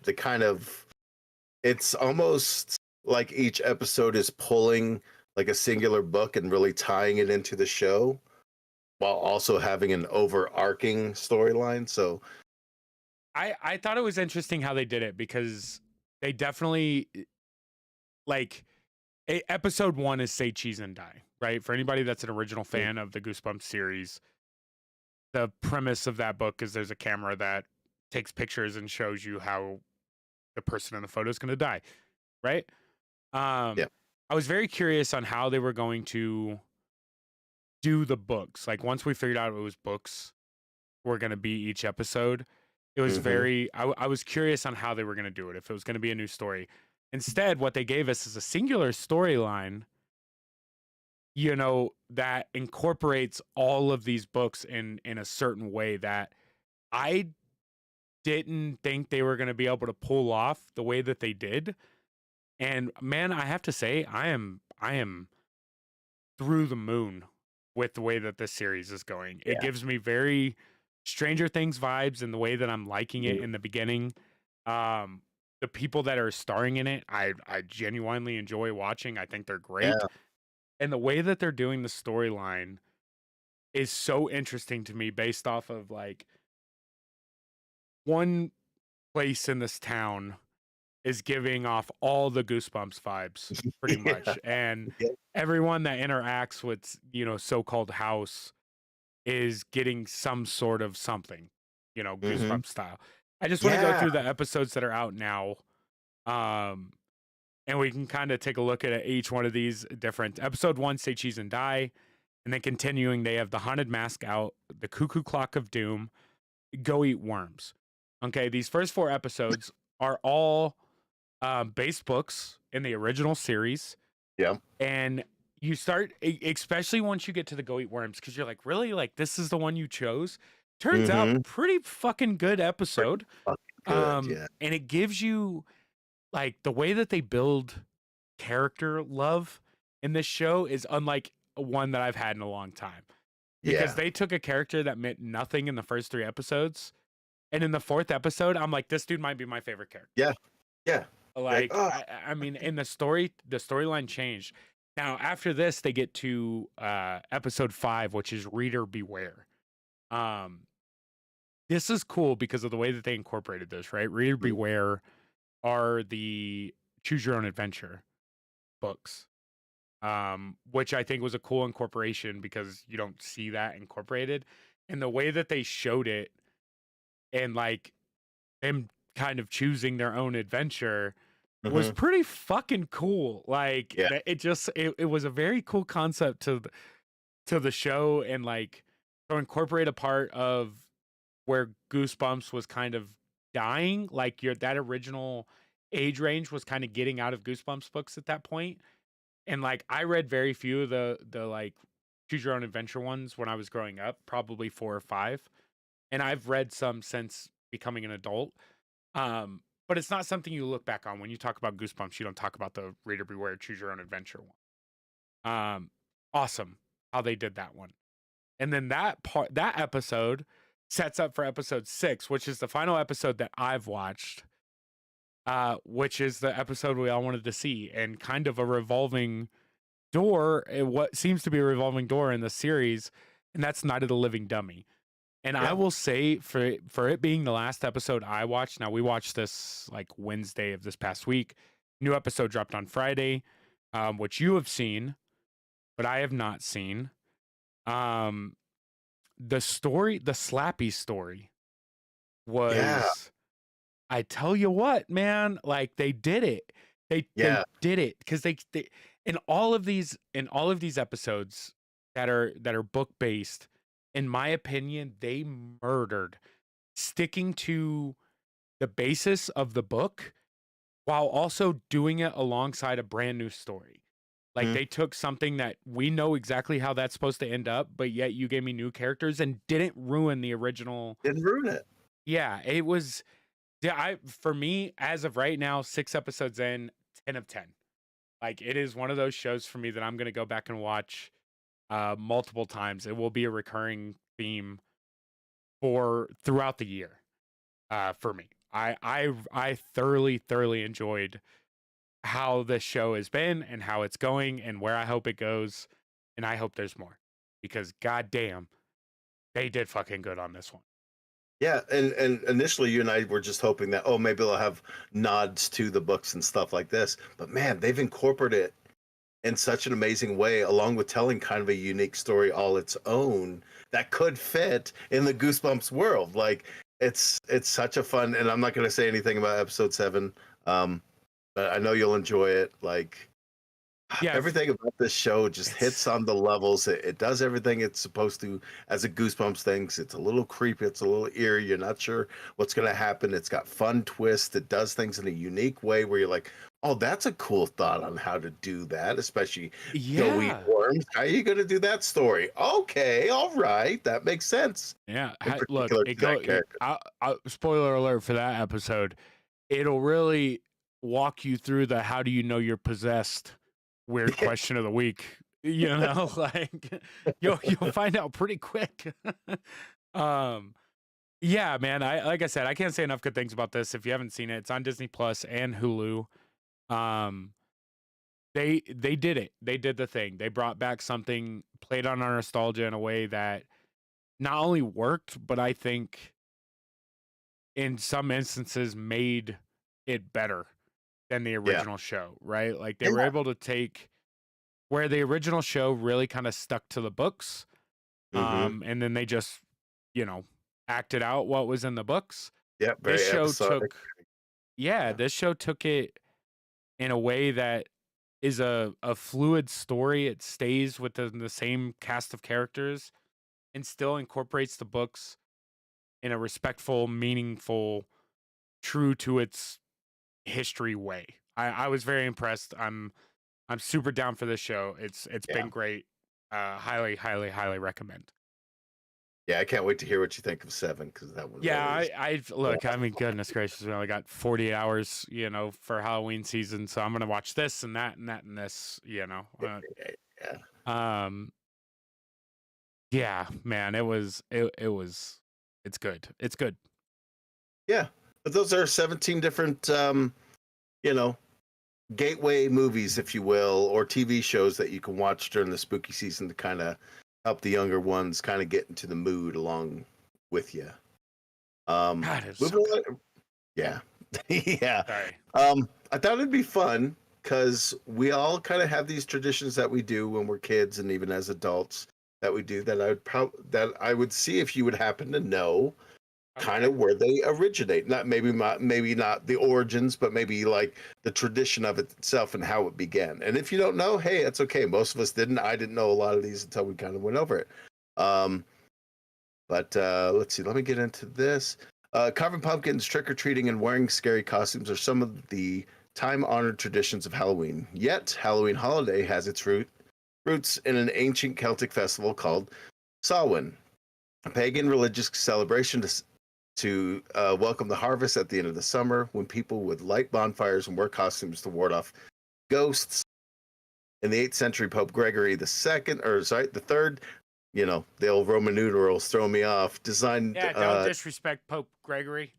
that dude designated November 1st as a time to honor saints. Soon after, All Saints Day came to incorporate some of the traditions of Samhain. The evening before All Saints Day was known as All Hallow Eves, and later Halloween was what it was called. So, kind of get into these. Do you happen to know the tradition of carving jack-o'-lanterns?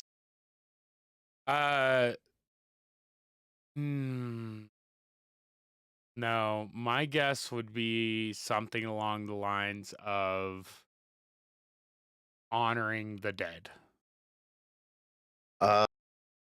Kind of. This is kind of a wild story. So, the tradition of carving jack-o'-lanterns originated in Ireland using turnips instead of pumpkins. It is allegedly based on a legend about a man named Stingy Jack. Stingy Jack. Boy, I can't read. Who repeatedly trapped the devil and only let him go on the condition that Jack would never go to hell. But when Jack died, he learned that heaven did not want his soul either, so was forced to wander Earth as a ghost for eternity. The devil gave Jack a burning lamp of coal and a carved out turnip to light his way. Locals eventually began carving scary faces into their turnips to frighten away evil spirits. Okay. Right? That's kind of cool. dope, That right? It started as a lantern. Yeah, It's it just basically is like a weird ghost story that keep we're your like, pumpkins lit, guys. It's the way to find your way home. traditional one. Keep the pumpkin lit. Okay, that's cool. I like it. I like it. Okay, so seeing ghosts. This is kind of a weird one, not really a tradition. So I'll just read this one off. This is just kind of a fun thing. The Festival of Samhain marked the transition to a new year at the end of the harvest and beginning of the winter. Celtic people believe that during the festival, spirits walk the earth. Later on, Christian missionaries introduced All Souls Day on November 2nd, which perpetuated, hey, the idea of living Got it. of the living coming into contact with the dead around the same time of year. So us seeing ghosts is because It's when the veil is the thinnest. Yeah. This is why we get Day of the Dead, Mhm. which makes sense. I mean, it's you're getting to a solstice. Well, I guess you're halfway through the solstice at that point, right? Or the not the It's solstice. basically the switch from summer, fall into winter, and just Yeah. the celebration of, hey, we made it. Let's Yeah, hope we can the make a rest of good the year one is gonna again. suck dick. So let's see all these Yeah. dead people. Oh, hey, there's wearing scary costumes. This one's I'm gonna say this with confidence, but I think it's wrong. But I think wearing the scary costumes is to blend in with all the spirits, so it confuses everybody and nobody gets harmed because they're all part of the same gang. kind of, yeah, it's in that vein. I'm going to give you that one.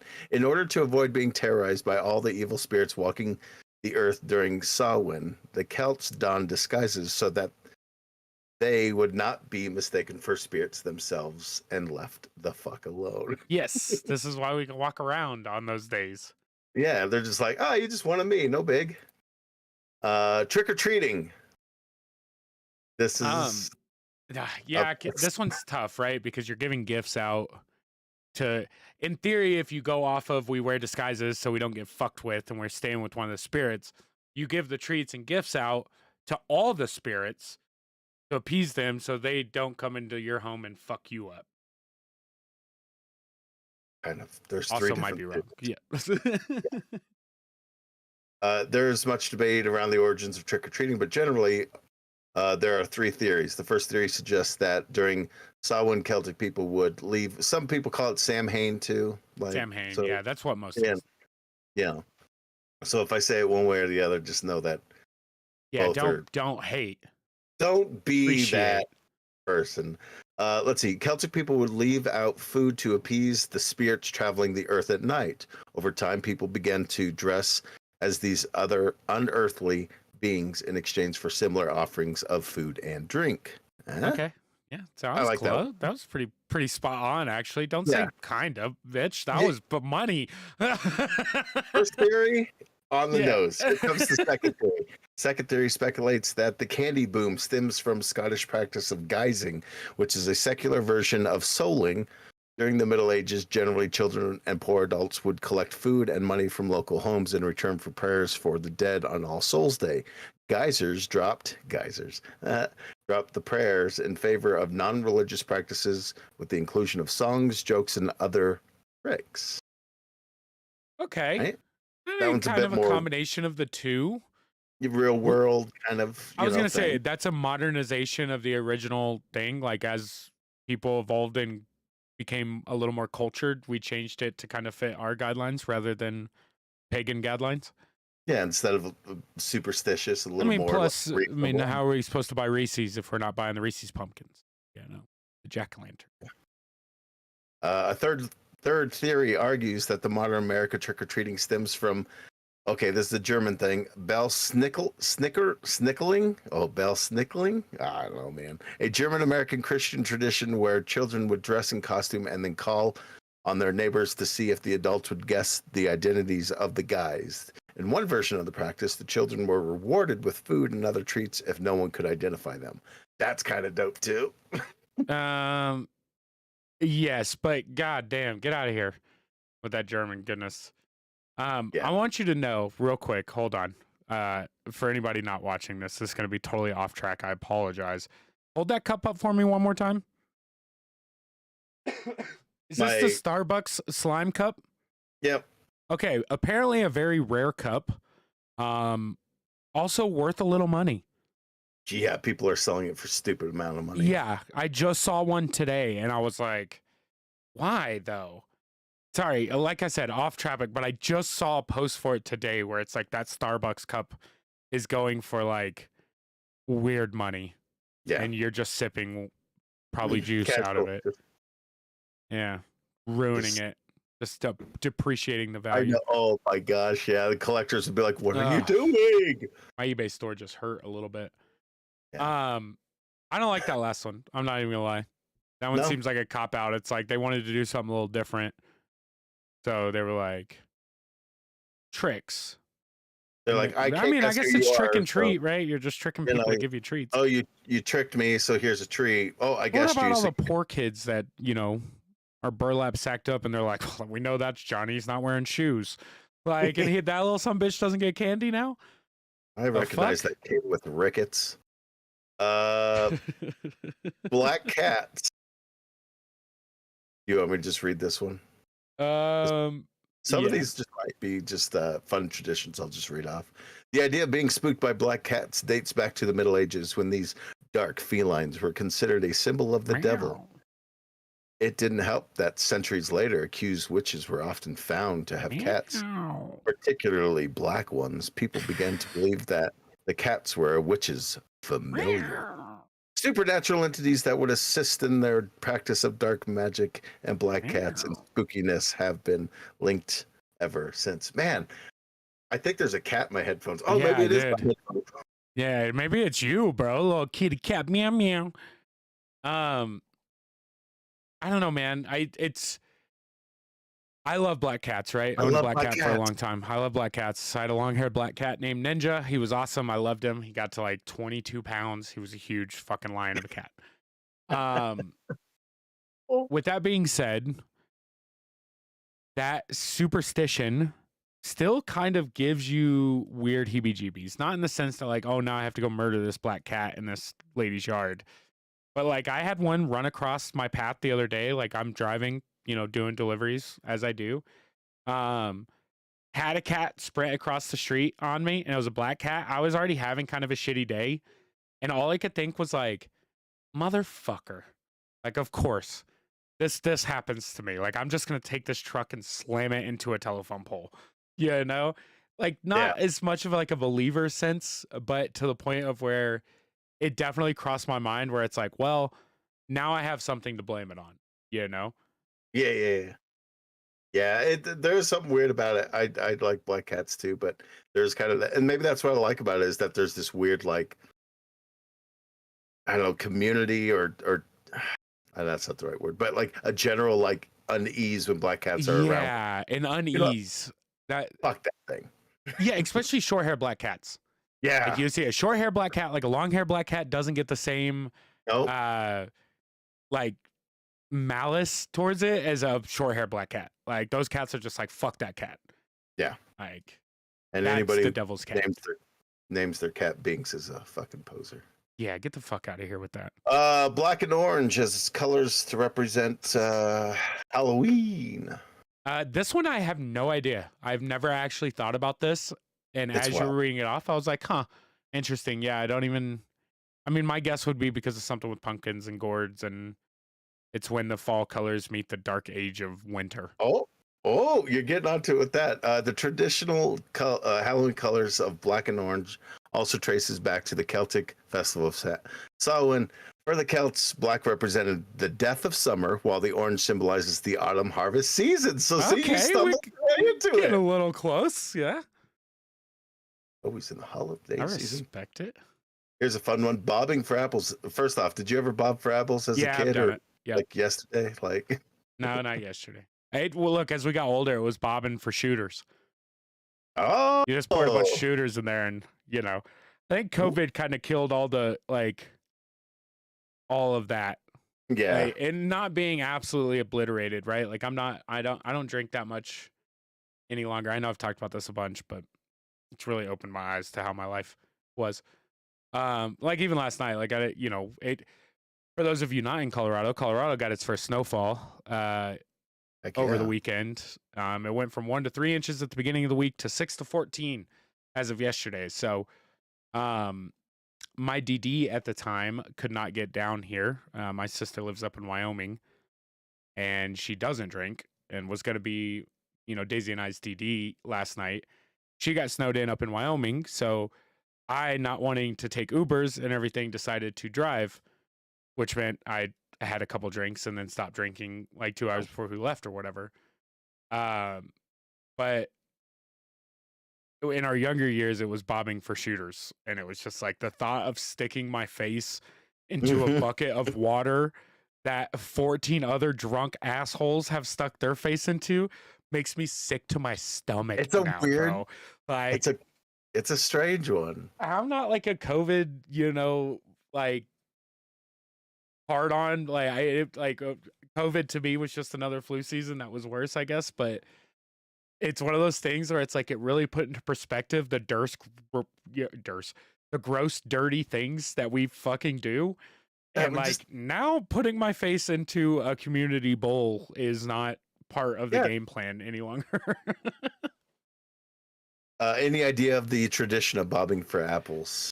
I would have no idea other than drowning witches to see if they're witches. That would be my That's educated guess. fun. Fun. Is he breathing? Oh, he wasn't a witch. Oh shit! Well. Guess we'll get a new farmer. The game of bobbing for apples has been a staple of Halloween parties for many a year, but its origins are more rooted in love and romance. The game traces back to a courting ritual that was part of the Roman festival honoring Pomona, the goddess of agriculture and abundance. While multiple versions existed, the gist was that young men and women would be able to predict their future relationships based on the game. When the Romans conquered the British Isles in 43 AD, the Pomona Festival blended with the similarly timed Samhain, a precursor to Halloween. Isn't that fun? That's kind of cool. I like a little fortune telly, a little bit like interesting. Weird. I guess like they just kind of slid together because it doesn't seem very Halloween-y. I guess in a weird way, but like the way that it intertwined itself, that now it is a Halloween game, like it's a straight up Halloween game. Yeah, because you don't do it. You wouldn't do it any other time of year except for when, like, no. What are you gonna bob into some fucking eggnog or something? Like, get the fuck out of here. There's some gingerbread cookies in there somewhere if they haven't dissolved. Hope you can find them. Yeah, what would you bob during Flag Day? Like, let's get out of here. How about just pranking? The act of pranking on me. I imagine this is the retaliation of spirits of people that didn't want to celebrate or ward themselves during this time. Kind of, yeah. Playing pranks are often varies by region, but the pre-Halloween tradition known as Devil's Night, which if you ever watched The Crow, that movie plays a huge part in it, is credited to a different origin depending on the source. Some say that the prank started as part of May Day celebrations, but Samhain and eventually All Souls Day also included good natured mischief. When Irish and Scottish immigrants came to America, they brought with them the tradition of celebrating mischief night as part of Halloween. So, it's just, little mischief. We're gonna fuck shit up. I'm too old to trick or treat. I'm too young to drink. I'm gonna go fuck shit up. Yeah. Oh, you're not gonna give me candy? All right, you've been marked. Yeah. No. Exactly. We'll be back in 2.5 hours.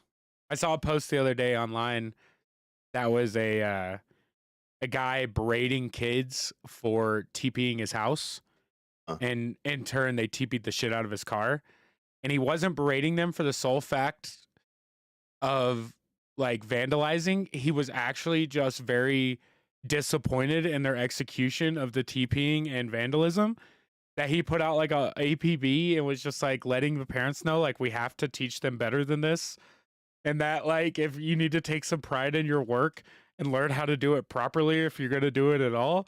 And that he was just very disappointed in these kids because they half-assed the job on his house. Not that he wasn't even pissed that they did it, as much as he was pissed that they did a half-assed job doing it. Just like, you asshole, I didn't even get to clean up something cool. You ever TP a house? Oh yeah, we've done. Don't incriminate yourself too much. No, well, there was the no. Yeah, that one time we had to hide the body. It was a wild night. 1995. What a wild year. Lighting candles and bonfires. I know. Lighting candles and bonfires. I mean, I assume this just goes back to lighting the way and burning off evil, warding off evil.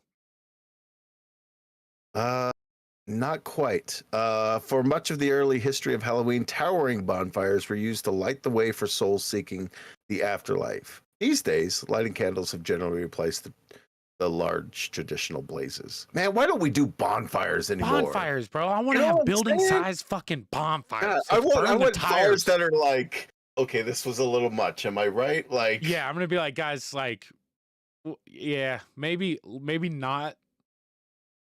Let's not throw that stuff in next year, right? Or yeah. and then John comes out of the bag. He's like, we could do it at my farm, and they're like, you know what? That's what we're gonna do. Who's got cars? Who's got a car?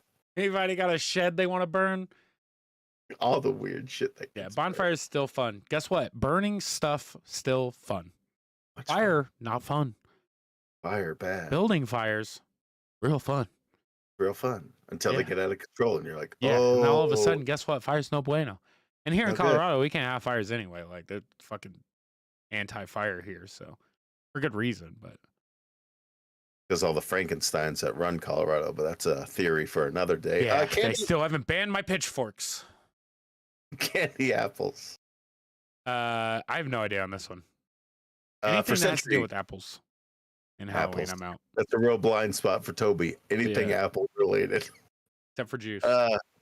except for juice. Slaps. And yeah, for centuries, people have been Jacks. coating fruit and syrup as means of preservation. But during the Roman festival of Pomona, the goddess was often represented by and associated with apples. Her name derives from the Latin word for apple pomum, pomum, I don't know, and pomum, and the fruit is at the heart of the harvest celebration. It is believed that candy apples were invented accidentally in 1908 by William W. Kolb, a candy maker in Newark, New Jersey. Of Yes, course, it's fucking of Jersey. course, fucking Jersey. That's where Willy Wonka would be. It'd be the most fucking horrendous Futurama type candy factory ever. No doubt. Kolb was experimenting with red cinnamon candy to sell at Christmas time, and he dipped apples on a stick into the red glaze and put them in the shop window to showcase the new candy. But instead of selling the candies, he ended up selling the apples to customers who thought they looked good enough to eat. They became fashionable treats for Halloween starting in the early 1900s, and they remained popular until the 1970s. They're still popular. No. Are they? No. I think see the the- candy or the caramel apple suckers are more popular than a straight up like candied apple. When's the last time you had? No, you're a fucking weirdo like that. You would have had a candied apple like in the last couple days. I couldn't tell you the last time I've had like a legitimate candied apple, like with nuts on the outside, dipped, glazed. You know, it's not. I don't know. Not for me in the candy wise. It's a tradition for us, that's for sure. I was Yeah, I was gonna say you seem break like that kind of person that would still do them. But you also have kids and stuff. It's probably a fun thing, like decorate your own. You could throw fucking marshmallows and shit on them. exactly. That makes sense. It's still weird, but this fucking bitch Pomona just hopping onto Sam Hain. You Dude, know? get it, girl. Fucking Pomona. How about bats? What do you know about bats? I know they want to suck your blood. Bats were likely present at the earliest proto-Halloween celebrations, not just symbolically, but literally, as part of Samhain Celts lit large bonfires, which attracted insects, which in turn attracted bats. Soon, spotting bats became connected with the festival. Medieval folklore expanded upon the eeriness of bats, with a number of superstitions built around the beliefs that bats were harbingers of death. No, I mean that makes sense, but they're so fucking cute, dude. They're the cutest damn things. Yeah, man. I'm a fruit bat. I am darkness. But I want hugs. But I am darkness.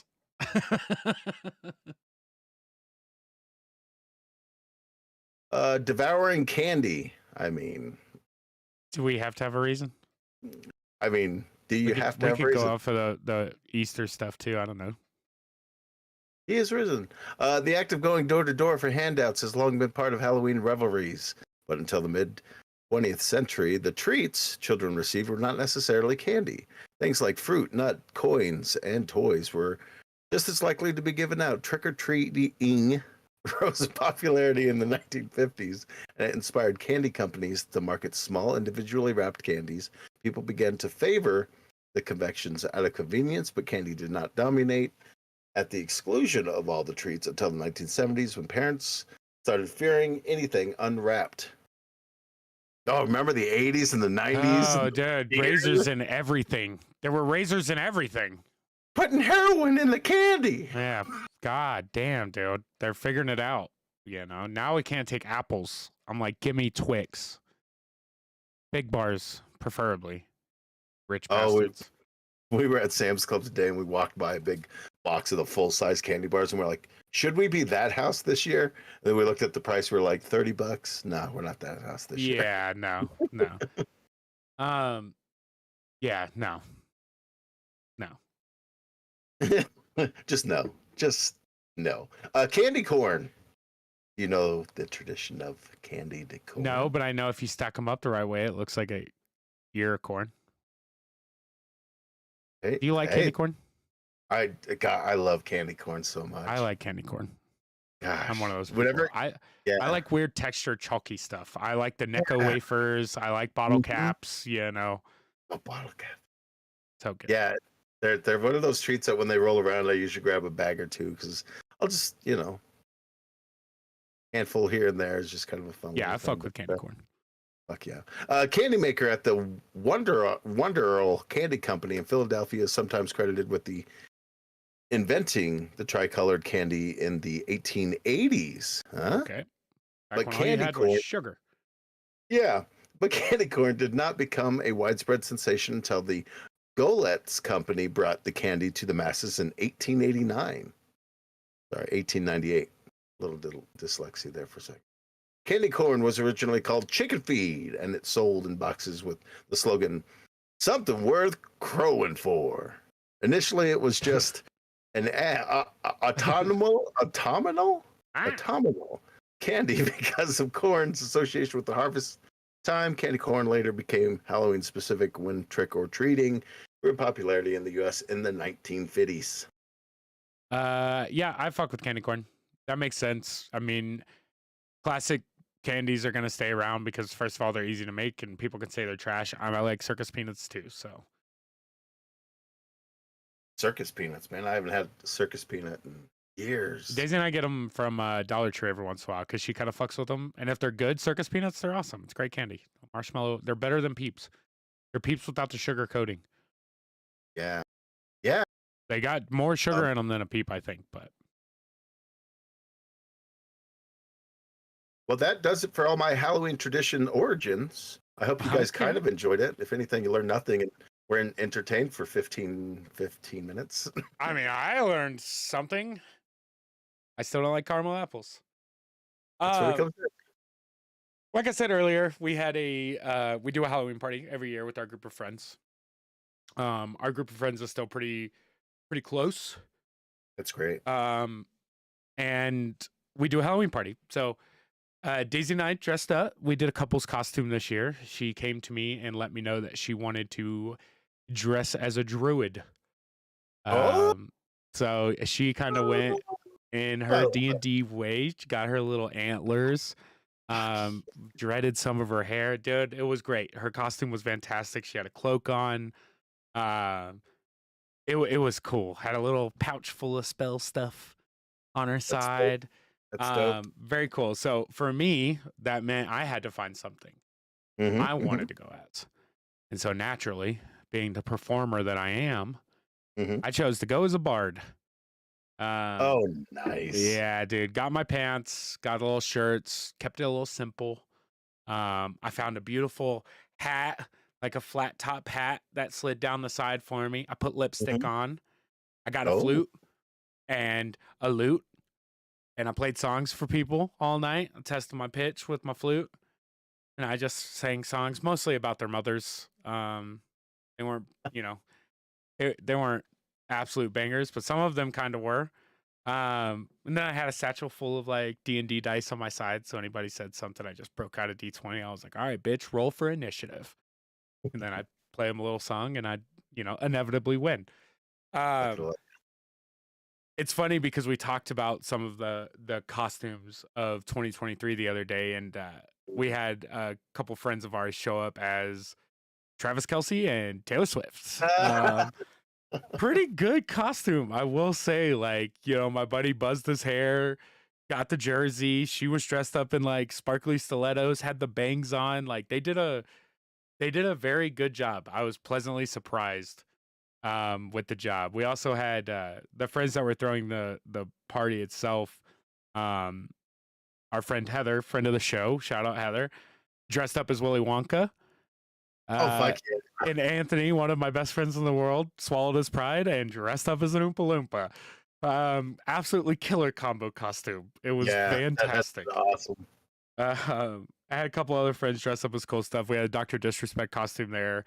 Alyssa, a good friend of ours, dressed up as Zach Baggins, put her hair up and painted a goatee on her face. Zach Baggins of Ghost Adventures fame. She Was she constantly running into her room and like, Yeah, fucking ghost, where are you? yeah, pretty much. She had a white balloon attached to the back of her that followed her around everywhere she walked. That was her ghost. That's awesome. But anyways, during this party, Heather, who hosts the party every year, wanted to do a themed party this year, but we didn't get to it in time. So when we show up, she has kind of like a guest book sitting out on the kitchen table that had 4 themes on it that she wanted all the guests to vote on for next year's Halloween party. Really? So what I want to do is I'm going to give you the 4 themes. We're going to go through the 4 themes and think of a couple costumes for each theme.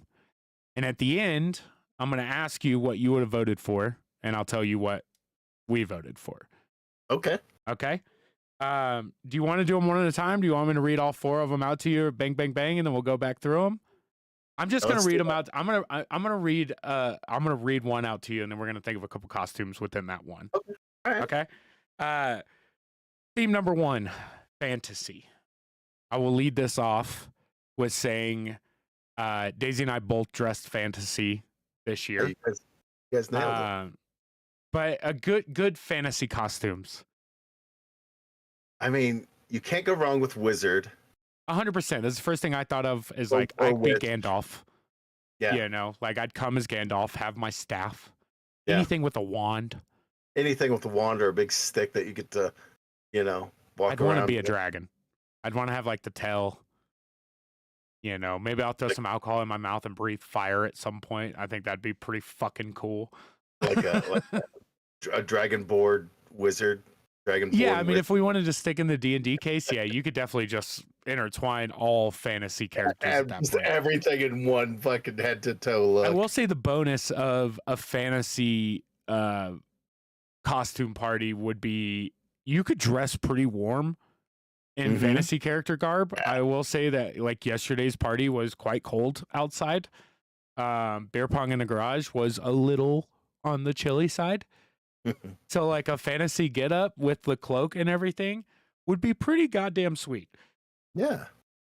I mean, fantasy's so wide open too. Because it's so open. Can you include sci-fi in that, or is that like, or is that a separate? I think personally, I think it's separate. Which kind of, yes, there's science fiction and then there's fantasy. Okay. 2 totally different things for me personally. I am a high fantasy person. They get I grouped like together elves so and magic. often. Yeah, not for me. Yeah, there's no sci-fi. You're not dressing up as C-3PO to come into our fantasy. Your weird fantasies are not fantasy. What if you were like dressed up as C-3PO but as a knight? You know what I'm saying? Like the suit of armor is C-3PO, but it depends on the execution, I think, of the costume if you get allowed or not at that point, right? You really pull off a motherfucker. If you show up as Optimus Prime and can transform into a fucking semi-truck, I'll give it to you. That's a pretty goddamn good fantasy, right? It hurts. But if you show up with a fucking t-shirt on that's got a Camaro on it and say that you're Bumblebee, get the fuck out of here. Bumblebee. So fantasy, next theme that she threw on there, and I have one real one for this, and I want to see if you're anywhere close to what I would choose. I got one costume that I would choose for this. Vampires. Oh, I mean, vampires is such like, I don't know, so often people just do black clothing. Maybe at most they might wear a suit. Yep. You know, but I'm thinking like if you're gonna go out, you got to go like I guess there's turn of two the options that I would choose. turn of the century, like late 1800s, early High 1900s. collar. Yeah, like Yeah. top hats. I want to be Count little Chocula. That, yeah, I'm going or, to blackface and everything. Well, Gary Okay. Oldman from you know, the movie Dracula is kind of what I think when I think. Or even better, to really throw them off, you go Lost Boys. Thank you. I'm dressing up. I'm coming in shirtless with a fucking saxophone, and I am I still balling out. believe. I am balling I- out, dude. That's what you're doing. That's what I'm doing. Twilight doesn't get fucking counted.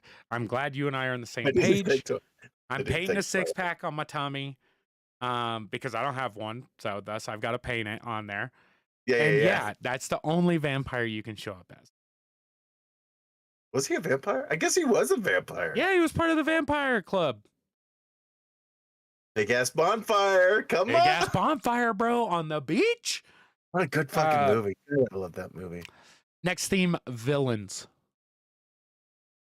Just This one gets interesting. this one is buck wild because Yes. it's so open ended. Yes. Do you go horror villain? Do you go Disney villain? Do you go pop culture villain? Like I'll give you an example of what I told Daisy I would be in the villain category, right? I was going to dress up as Kevin McAllister because he's the real villain in the Home Alone movies. He's trying to murder those dudes. I mean, turnabout's fair play. He was just a better criminal. I mean, what else could you think of to be? I mean, for me, like, first thought other than Kevin McAllister, because I think it's hilarious, but like a Dr. Evil would be pretty fucking fun to do. Good. Like bald cap. The thing about like costumes is you don't want to have something so obscure that people are constantly going up and be like, "Hey, what are you? Yeah, What are you?" dressed You as?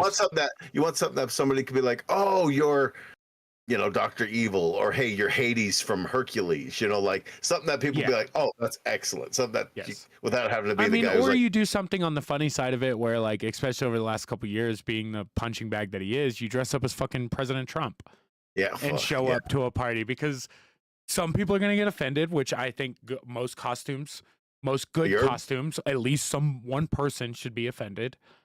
Yeah. And if you play it off well and you take it as the joke as it is, it's pretty fucking funny. Like, that's just good humor. And it's just like, whether you think he's a villain or not, like, he's fucking pegged as one. Funny. And that's funny. Yeah.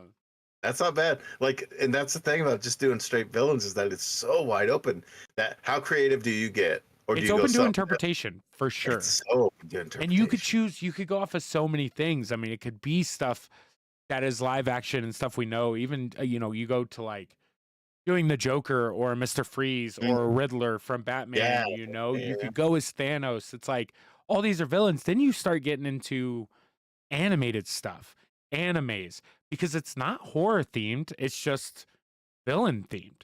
You want to dress up as Maleficent or, fucking the lava monster from Moana. Like, that would be a costume and a half. she turned out not to be a villain, I guess, so it'd really be No, hard to put her in that box. sure. But yeah, like the villain costume thing is kind of wide open. I think it's a super interesting idea that allows a lot of interpretation and not a lot of crossover. Yeah, the chances of people coming as the same thing is low. Yeah, and you can do a lot of cool things with that, in my opinion. Do you and Daisy usually do couple costumes? It depends. I mean, we've done them a lot more lately, especially as we get older, because I mean, she's my best friend and I want to fucking do shit with her as couples. But like in the past we didn't. Like, we'd always go something a little separate, and then like as we've gotten into the, our 30s, it's become a lot of couple costumes because we just want to work together. I think it's more fun sometimes to do the couple thing. The last theme that we got to vote on for next year's Halloween party was decades. She did not say the decades. Our assumption is that you could choose anything if you want to show up as 80s hairband or leg warmers or 1940s dapper. Yeah. Like, you could kind of do anything. Shit, at that point you could just show up in medical masks and say you're in the 2020s. Yeah. So. But which 20s? Like, what if you dressed up as a flapper wearing a mask and kind of go as a meta, like this is 1920, 2020s. Or like the Ravens masks, or like the old fucking Oh, there you plague go. masks. We've got 1620s, Yeah. 1920s, and a 2020s represented. You didn't say which decade, so we went as all of them. There's some cool stuff in there that you could do. You could go disco style. You could do hippie flower power style. Sure. You could do war torn 40s. I don't know. Like, there's a lot of options you can do in there. Again, Out of that's the another four, one of those open. it ended is, yeah, could- and it's cool could- because you could kind of choose, something simple that still gets the point across, or something intricate that definitely gives you dead away.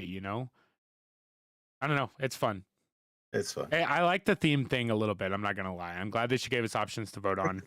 Yeah. Out of the four, if you were going to a Halloween party, had time to think of your costume, which we do, what themed Halloween party would you go to?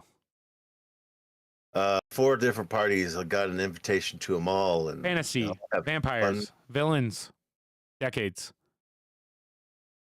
The one that I would want to go to is obviously, I think, fantasy, because I think the costumes there could get crazy cool.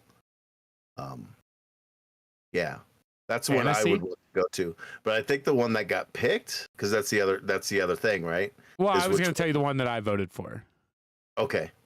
I didn't see the final vote count. I think I know what won, but our reasoning is we went as fantasy this year, right? Yeah. Like, I don't necessarily want to do it 2 times in a row. I don't like getting caught in that complacency with costumes. Mhm.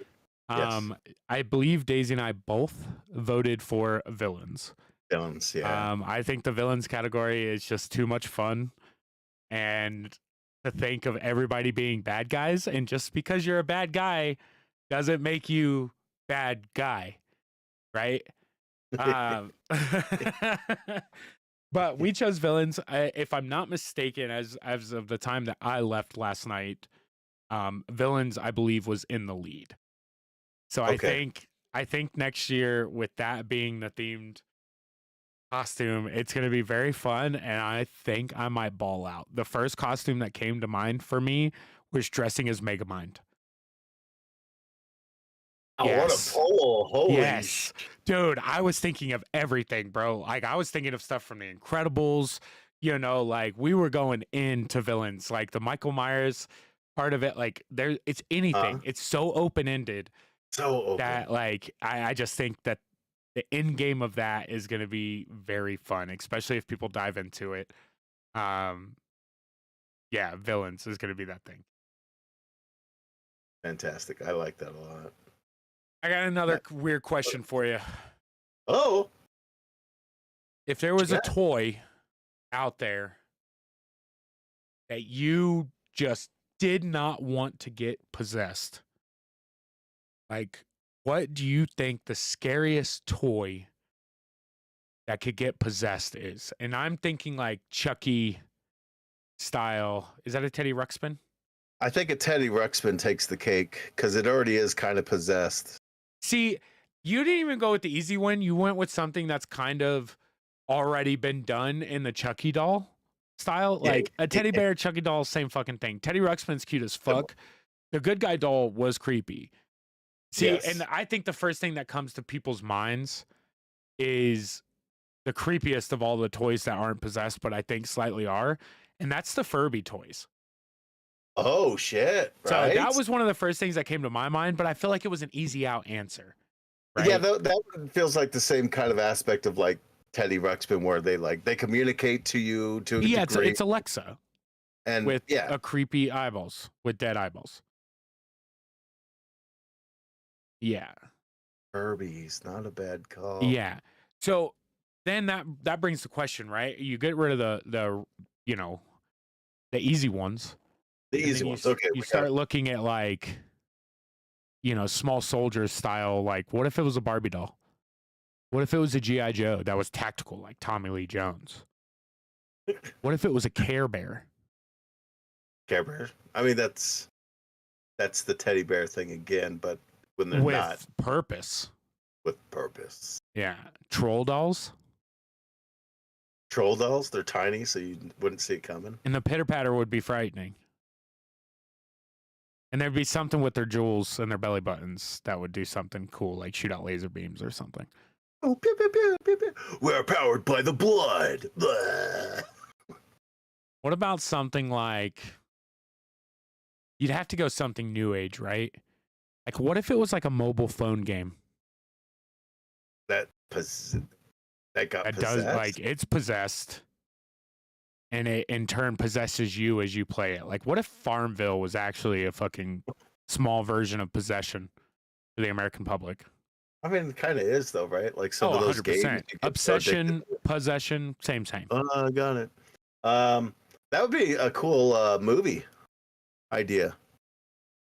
I want to see that movie. You know? Yeah, that seems like something they would have made in like C tier horror at this point, right? Yeah.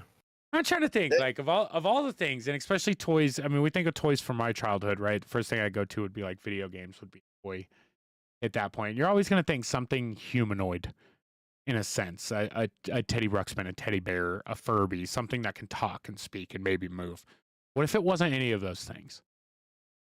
Like what if it was like, what was the car that Stephen King wrote about? Catherine? Christine. Christine, thank you. Yeah. But it was like Hot Wheels size.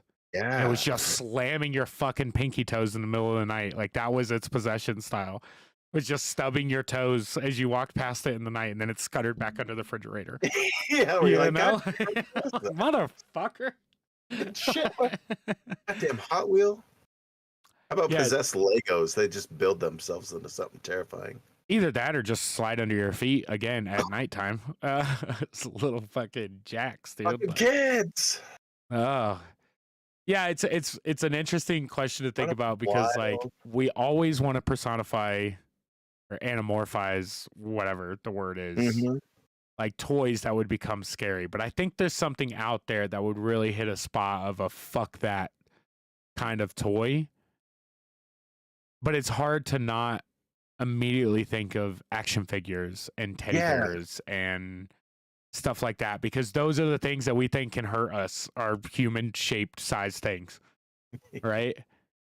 What about like I don't know, I keep going back to the RC car thing. I feel like the RC cars are vicious. Matchbox cars would be vicious. Any kind of computer game or video game would be too easy. It just possesses. Yeah, I don't know. That's an interesting one if you get outside of like the dolls / action figures kind of, plushies. It's like and a all that. It's 1977 Kenner Obi-Wan 4-inch action figure. I got it. A goddamn hula hoop, and then we could have the movie Rubber all over again. Oh, goodness gracious. What about like McDonald's toys? The Halloween McNuggets that came out years ago. Yeah, dude, they pass them out like Horcruxes. They got little pieces of the devil's soul in all of them. Passing them out to all these kids to possess. Weird things are happening around. Yeah, I think the Furby thing for me is still the creepiest thing because I think Furbies were creepy when they came out. They really are. And the thought of like, it's a real Gremlins / Chucky piece of Critters. Horror. Yeah, Critters. You just know it's always sitting up on that shelf. It's like Elf on a Shelf, but for fucking Halloween demonic shit. Well, with those things, especially, like you'd walk into a room and it's got the sensor. So you walk into a room and then it turns on instantly. You're like, Jesus fucking Christ. Yeah, dude. I just couldn't. Like, those were pop vinyls before pop vinyls were popular. Oh, what if pop vinyls fucking became Dude, any of them. Like, and it's not even the horror ones. It's going to be like, a Motley Crue pop vinyl that's possessed. It's something so like out there that you're like, why is the 13th Doctor attacking me right now? Yeah, exactly. Like my Hagrid doll, my fucking Overwatch Winston 6-inch figurine is fucked up. I've got a big boy right here in video. Oh yeah, your big boy. Just constantly looking at you with its black dead eyes. Yeah, dude, it sits up there. That's an expensive pop vinyl, sir. Target exclusive Bulbasaur. Sure, it cost a pretty penny. It's oh, it didn't cost me a pretty penny, but it's worth like $30 or $40. Yeah, those big boys, yeah. It's definitely one of those things because you look at the future of possession movies with toys, right? Like the Chucky thing's never going to die. You're going to get possessed. So we talked about board games the last couple of weeks, and I just had to ask because it's like we're going to get to a point where they're going to make up something stupid. I just wanted to see if we could think of it first. Yeah, it's a weird mind exercise to think of like toys that aren't toys directly, you know, like or toys that dolls, don't have creepy factor to them. Yeah, something that's just so like mundane. Just that, like, the thought of it being a horror object seems like so out of the realm of possibility. That's why it should be the object, because it's so like removed. Rescue hero dolls. You're talking like Paw Patrol. Yeah, exactly. Paw Patrol dolls. You're talking about the CPR dummies? Yeah, no. Like the crash test dummies? No. No, Rescue Heroes were like they were like figurines and stuff. Yeah. Like before Paw Patrol. They used to be popular before Bluey blew up. Anyways. I don't know. It's weird sitting here with a bunch of different toys. I'm like, well, would that be terrifying? Like, would this little, Easter jumpy like guy be that terrifying? Yes. Yeah, I mean, if it was like creeping out from a dark room, just like hippity hopping out of nowhere, and then all of a sudden it attacks you like the rabbit and fucking. Would Pinocchio like celebrating the, with that? Yes, absolutely. Pinocchio's creepy as fuck. Yes, he is. Especially the Guillermo del Toro one. I don't know, man. I got so much stupid like little toys around here. That luckily, all my toys are out in the other room. So this guy, weird, that guy's already creepy. Like he wouldn't be because he's already damn creepy, and him coming at you would be something else. But I would stomp that little fucking toy out, dude. How about a little Legolas coming to get you? I gotta get you. Dude, he'd just be shooting toothpick-sized arrows into you from like super far distances. I don't know. Got too much fun stuff. All right, man. I think we're ready to round it out. And this episode is going to drop on Halloween. So happy Halloween to all the boys and girls. I got one final question to ask you before we I guess I have one final question to ask you because you're still gonna have another question to ask.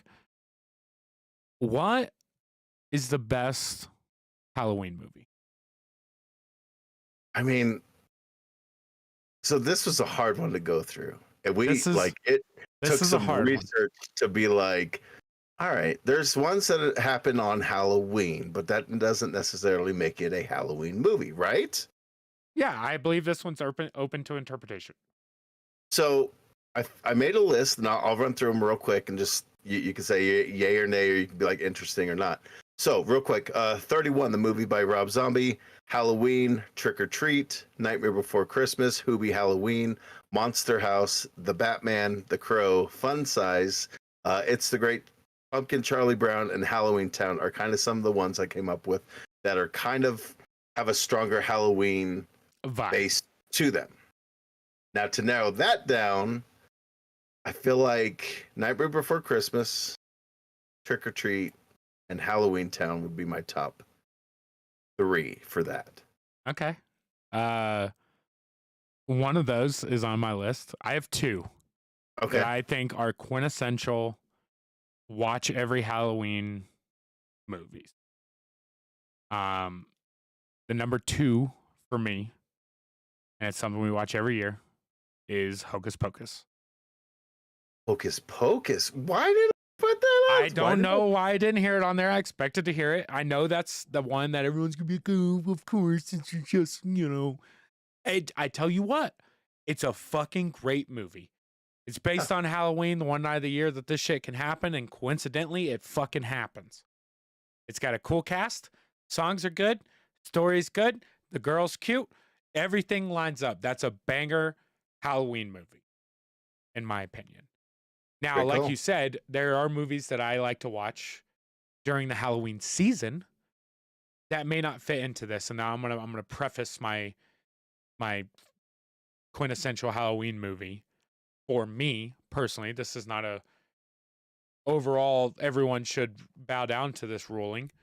But I watch a lot of horror during Halloween time, right? I watch all the Conjurings, and we watched some Friday the 13th or some Nightmare Before Christmas. Watched a little bit of Leprechaun last night, right? Fuck I yeah. fall back on one movie that really makes it feel like Halloween for me. And you said it in that list, and that is Nightmare. Halloween Town. You know damn well it's not Nightmare Before. Halloween Town does an amazing thing with like the real world, as we call it, like our world. Where like even when they're in costumes, they're good costumes, but they definitely have a fakiness to them. But once they 100%. get to Halloween Town, you could tell that the special effects person they got on there, they were like, they have to look like they're legitly part of this Halloween Town. They have to look like people, like Like not people in costumes. yeah, exactly. Yeah. We watched that like the other night, showing the kids it, and it's like that's one of the best things about that movie is that they go cheap on the real world, but once they get into the Halloween Town, Yep. The other realm. You believe that this skeleton driving a taxi really is fucking there driving. That's what he does. He's just the taxi He's a driver. pretty good skeleton. Like he's a pretty good skeleton. It like I said, it's one for me that I think when you're talking about a quintessential Halloween movie, it has to take base during Halloween. Halloween. I think Hubie Halloween is great. I watched it not too long ago. I think that movie is pretty fucking good. Yeah. We watched Halloween Town this year during our pumpkin carving. For the last 2 years, we do pumpkin carving. Shout out Heather again over at their house. And for the last 2 years, I've brought my projector over. And so like this year we got like a fire pit out, put the projection screen up, everyone carves their pumpkins, and then we throw on like a drive-in style movie in the backyard, sit around the campfire, have a couple drinks, joke. All the kids are invited. So last year we did Hocus Pocus for our first year doing the projector. This year we did Halloween Town.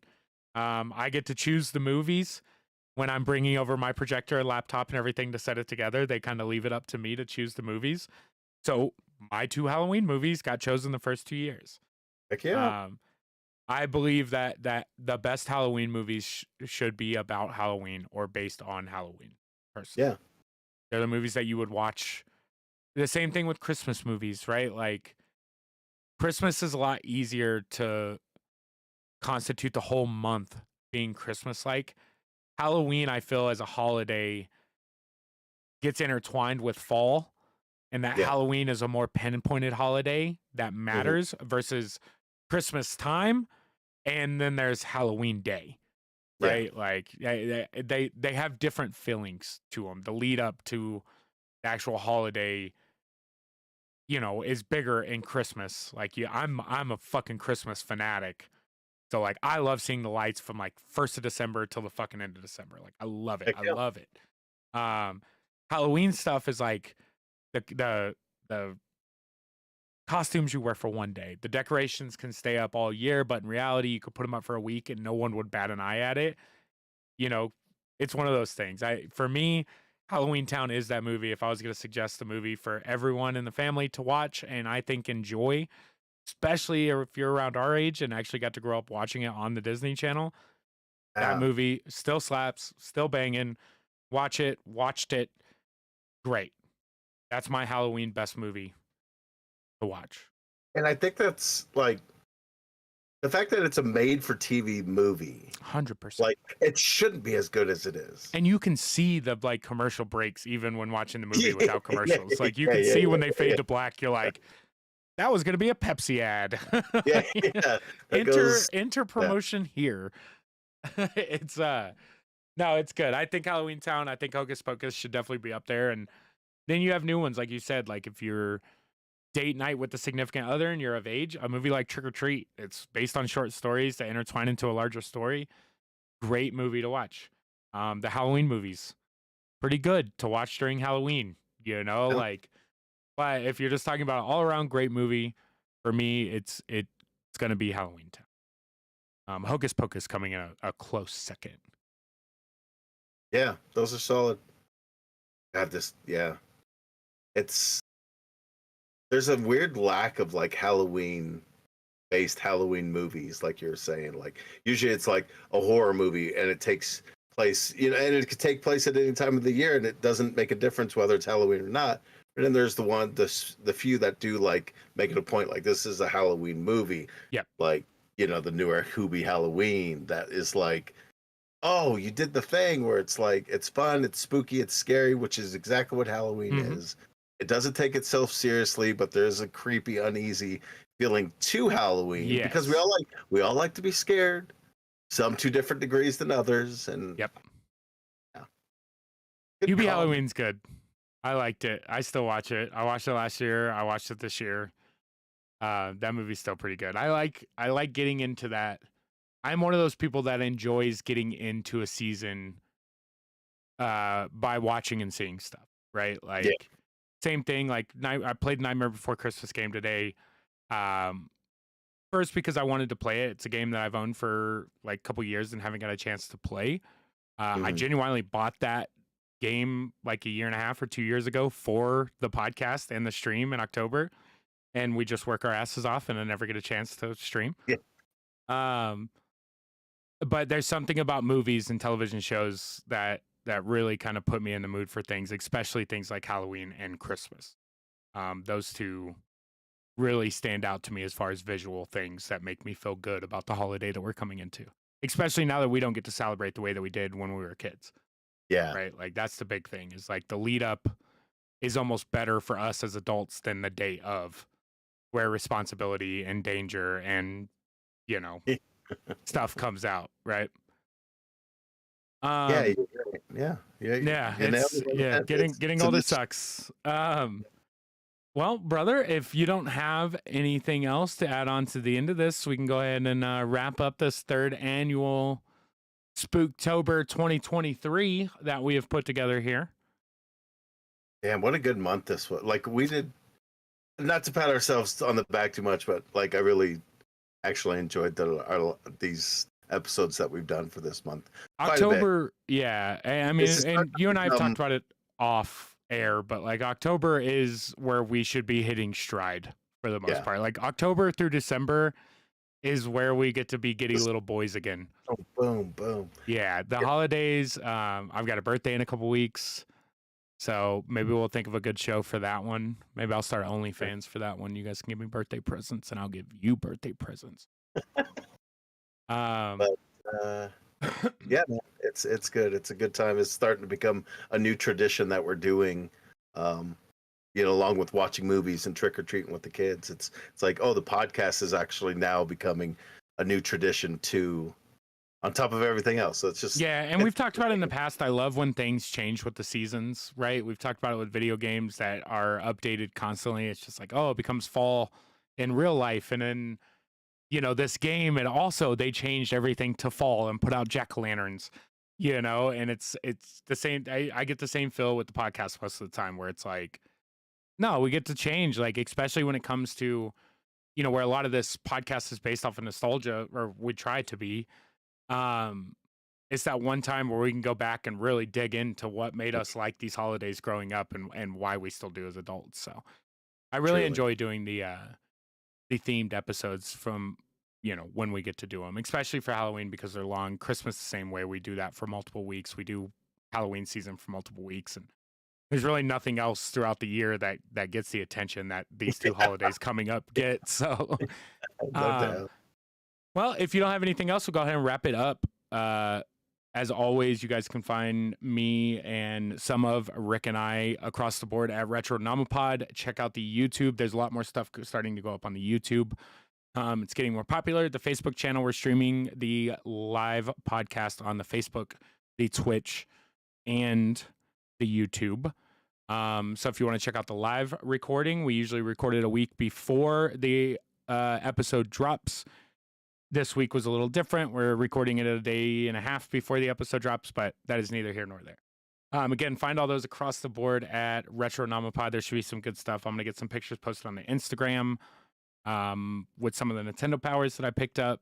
Again, if you haven't seen that, I'll have a YouTube video up on that in the next week or so. But yeah, man, fun season. The Spooktacular, Spooktober, whatever the fuck we want to call it, and whatever name I'm going to hate, God damn it, I enjoy doing it. To take us out the way we always do with the weird question of the week. Do snakes only write in cursive? As always, we appreciate you guys listening to this week's episode. of the Retronomipod. We hope you have a safe and beautiful and fun-filled Halloween.